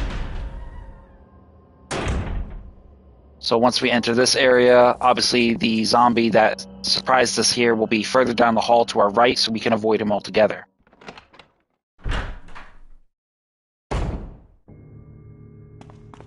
Get your magnum ready, because we're going to probably get ambushed by a hunter.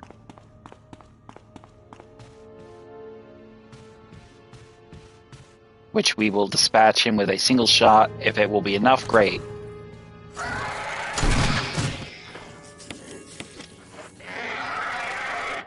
And that will be it. Hunter is down.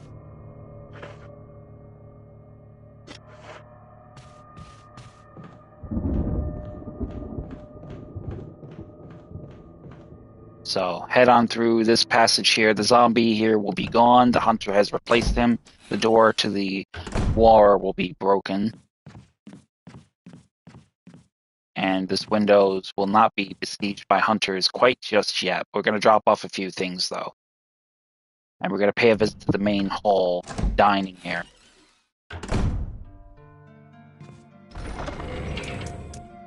So go ahead and drop off the shotgun. What do we want to drop off? Drop off the lighter for now, as well as the canteen and the last book, volume 1.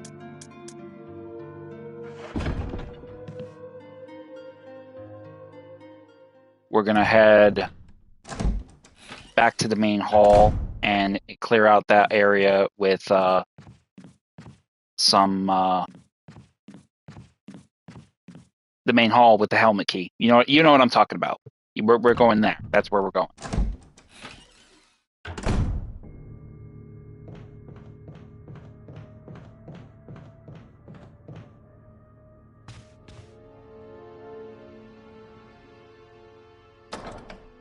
Essentially why we're going there is because we want to get the ink ribbons that are specifically for that area. We want to grab those items. There's going to be a green herb. There's going to be the jewel chest, as well as the other particular items in question that we will need.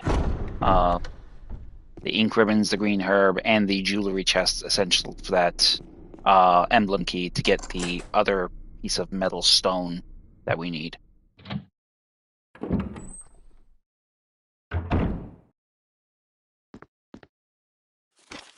Another section of George Trevor's diary will be on the table over here behind the corner. Grab the 3 ink ribbons as well, and then head on through, and there will be a zombie looking to ambush you. We're going to grab the green herb, the dagger, and the jewelry chest in this room.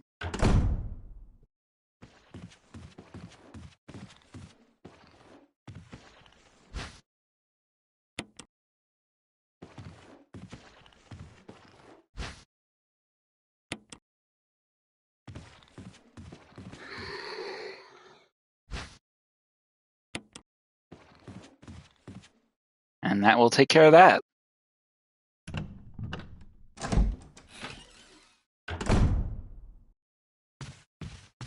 Now take a quick look at your map just to make sure we have everything where we need it. So we obviously have a save item. We have some ink ribbons in this room, which we don't need to worry about. We're going back to the other room, though, to get those pretty much ready. And I think that is where we will stop the stream.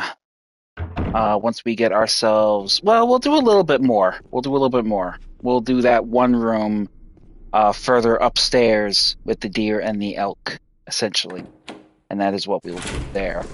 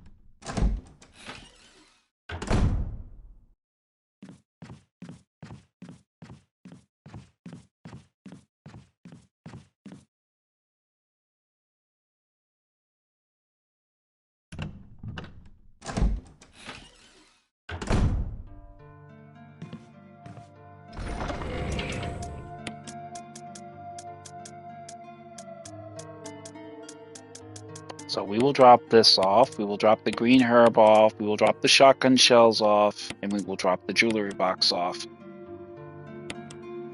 Actually, we'll keep the jewelry box because that's essentially where we'll go next. We'll probably stop here. I've done plenty. We're coming at a very nice position, and I don't want to sour it with getting greedy. So, and I want to leave a little something for us to do with the second stream part, which we'll do probably either tonight, or tomorrow. I'm thinking probably tomorrow. So let's go ahead and save the game, and that will be where we end the stream. So, wow. We've done a lot. Now, bear in mind that this is just Jill. I mean, we're still going to have to deal with Chris, and Chris is actually a lot harder than Jill. But if I am lucky, I may have an easier time doing it with him because he has so much more to live for with the knife. The knife is a lot more handy in Chris's hands than Jill's hands. Jill has her moments where it is pretty successful, but Chris has the ultimate measure of better reach to her, vertical slash attack to his horizontal slash attack. But so far, I think we've done pretty well. There are a few moments where I could have been a little bit better, and it was rather frustrating, but, unfortunately, this is real survival, and unfortunately, you don't really have the measures of, making up for it if you screw up. So, you're going to get better or you're going to get worse or somewhere in between. So thankfully, we got a little bit somewhere in between. But I'm pretty pleased with that, and I can't wait to continue it. Going further forward. So thank you very much for tuning in. That is going to be it for the foreseeable time, going now until later. I am hungry. I need to find some food. Subscribe, like this video, as it really does help me out in a big way, and turn the notification bell on to keep up to date when I stream again next time with the second part. If you have any comments, questions, concerns, tips, advice, or pointers, leave them in the comment section for us and me, and I will absolutely love to hear them. And that is gonna be all we got. Thank you very much for tuning in. I am Savage Squishy 86, and this is the close to the end for us with our approaching the end of our first live playthrough with Jill Valentine on Real Survival with Resident Evil, the remake. I will see you guys next time.